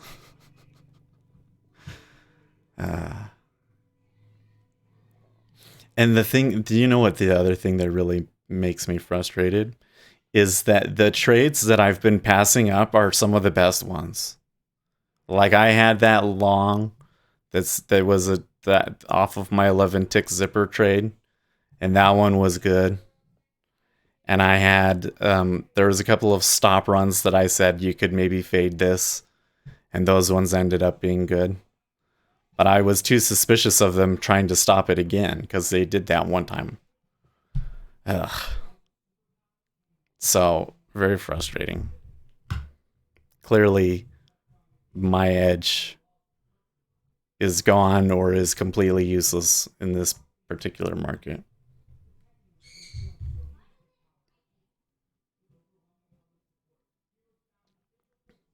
Probably a combination of my edge is not very good in this market and that I'm tilting. You take one loss and then I'm tilting. Has been relatively range bound today though. On the other hand, we spent most of our time here at 120, below 127.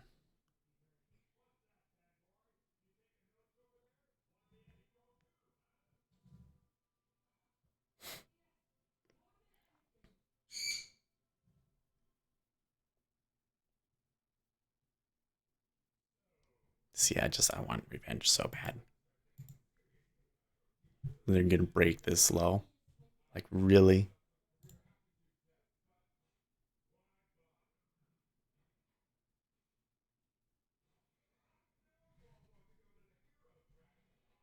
Nope. They're gonna turn it around right here.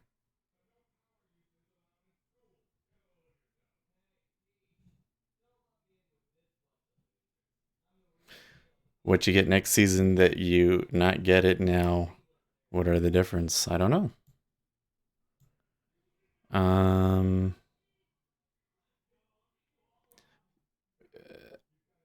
I don't know.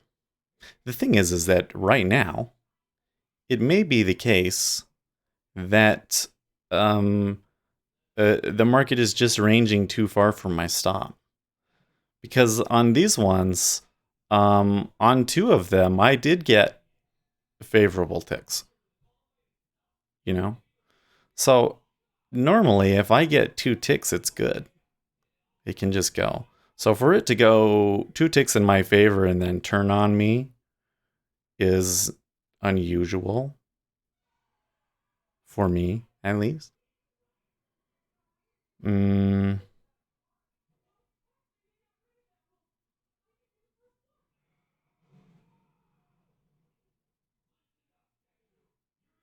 it gives me one. There, I'm happy. I feel a little bit better.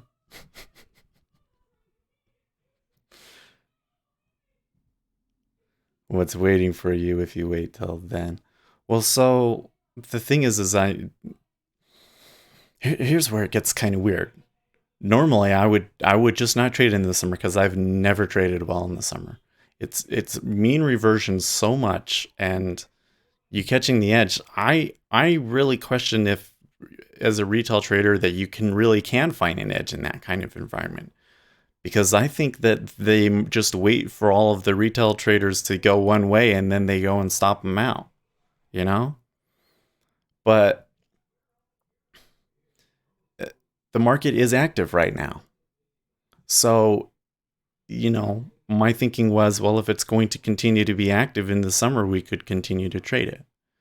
Now, maybe today it's just a little bit too active. That's possible. And then, the rest of the week, maybe things calm down. We still have good trade, but just not insane trade. And we could make some good calls again. Or maybe it goes into range bound summer mode and just every trade is shit. I don't it's you can't predict the future like that. Um and it's a pretty critical thing. So I think that I can give it a little bit of room here, but if it doesn't follow through, then we gotta wait until the markets are good again. Indexes are directional, and I'm sure the treasuries too. Mm. And this is another problem: is it's this move up really is quite high. Um, you never know how far it's going to go, but the chances of us getting a significant and meaningful pullback is very high, I think. I mean, come on. Look at this thing. In the bottom right corner. I mean, that's pretty that those don't last very long. Traditionally, those don't last very long. It goes up like that, they come back. Sometimes in a dramatic fashion. You know? All it would take is one positive development for this whole thing to just, you know? And today does appear to be a potential reversal day. If they close below 24, yep, 24. If they close below 24, could be a reversal day. And I can sit down and say, look, I called it. It was a reversal day. And then, oops, I lost money anyways. Gosh dang it. That's the way it is sometimes, though. Like I said, it might not be. Yes, but he is limiting it seasons by season. You never know what's next. No, it's not season by season. It's just the one season where I have statistical evidence to show that I don't trade well, which is the summer. And lots of traders do that with the summer. I almost always trade well December to March for the 3 years that I've done it, at least. The 3 times that I've done it, I've done well during that time. In the fall, it's been hit or miss. Maybe I'm getting better at it. The summer, though, it's always bad. It's always bad. No matter how range bound I try to trade it. I don't know what the deal is. You know, another thing this day, we've been above and below the open a ton. So, only above the VWAP a little bit would be a day that would tend to not favor me. Man, my chest is popping again. Okay. Well, what about Bitcoin today? There was a bit of a buy, but it came back. And not a lot of trades since then. It's been really quiet this morning. Well,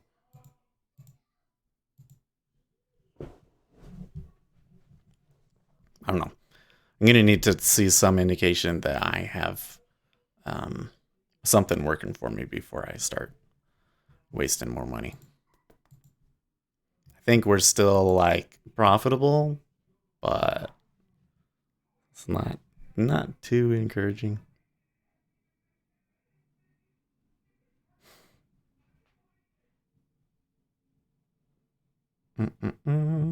Okay, so we were.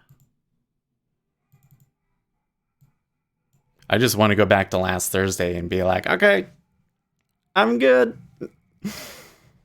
Doesn't work that way.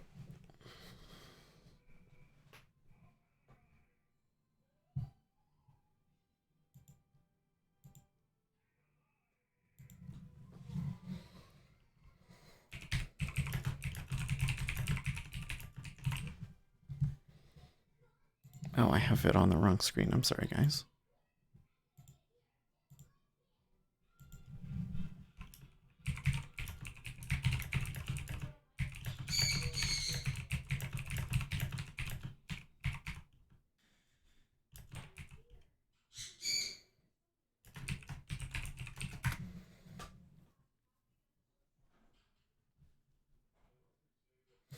What was that spike? Did they dump?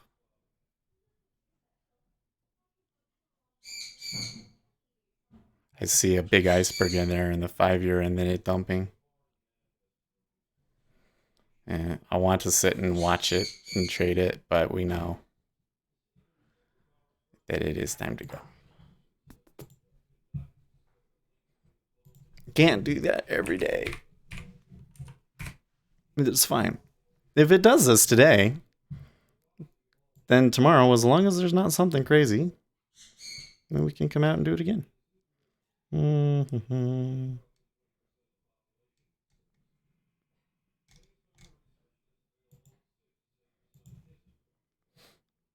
Okay, gonna do some typing here.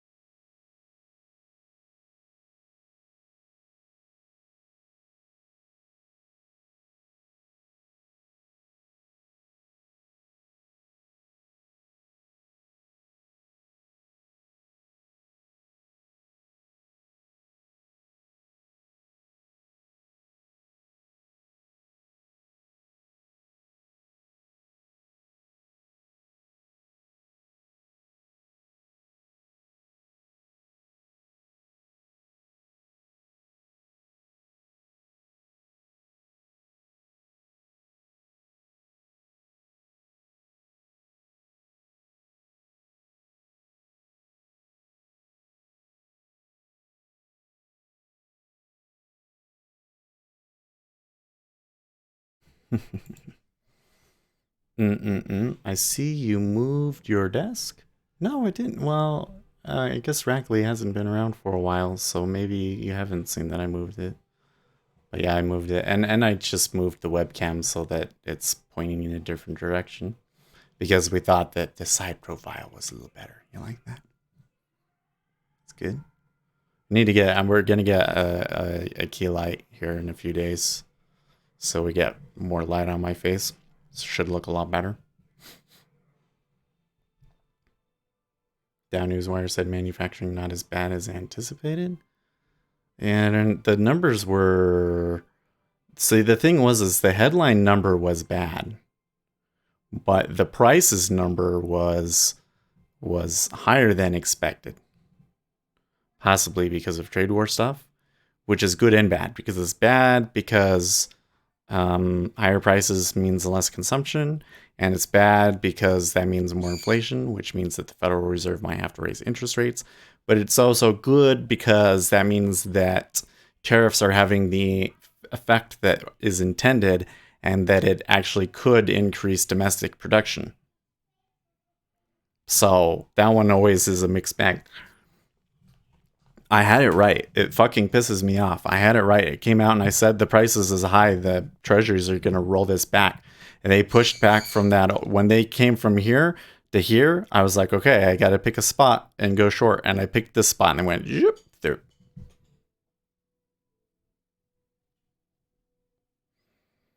I'm just not finding the spots at all. I had the action right, but my entries were wrong. Were all wrong. They were all wrong, even though I had the overall read correct. And now hitting here 27. I mean, good grief. I was short from 005, so I could be in an 8-tick winner right now if I hadn't been stopped out. I would be holding it. I think that there's a good chance we could see the low of the day, but I've got to go. So you can tell just how fucking frustrated I am. But anyways, I appreciate it, guys. We'll have better days. It's okay. Can't be like this forever. But I will catch you guys tomorrow. Hopefully it's a better day for me. And in the meantime, stay profitable, friends.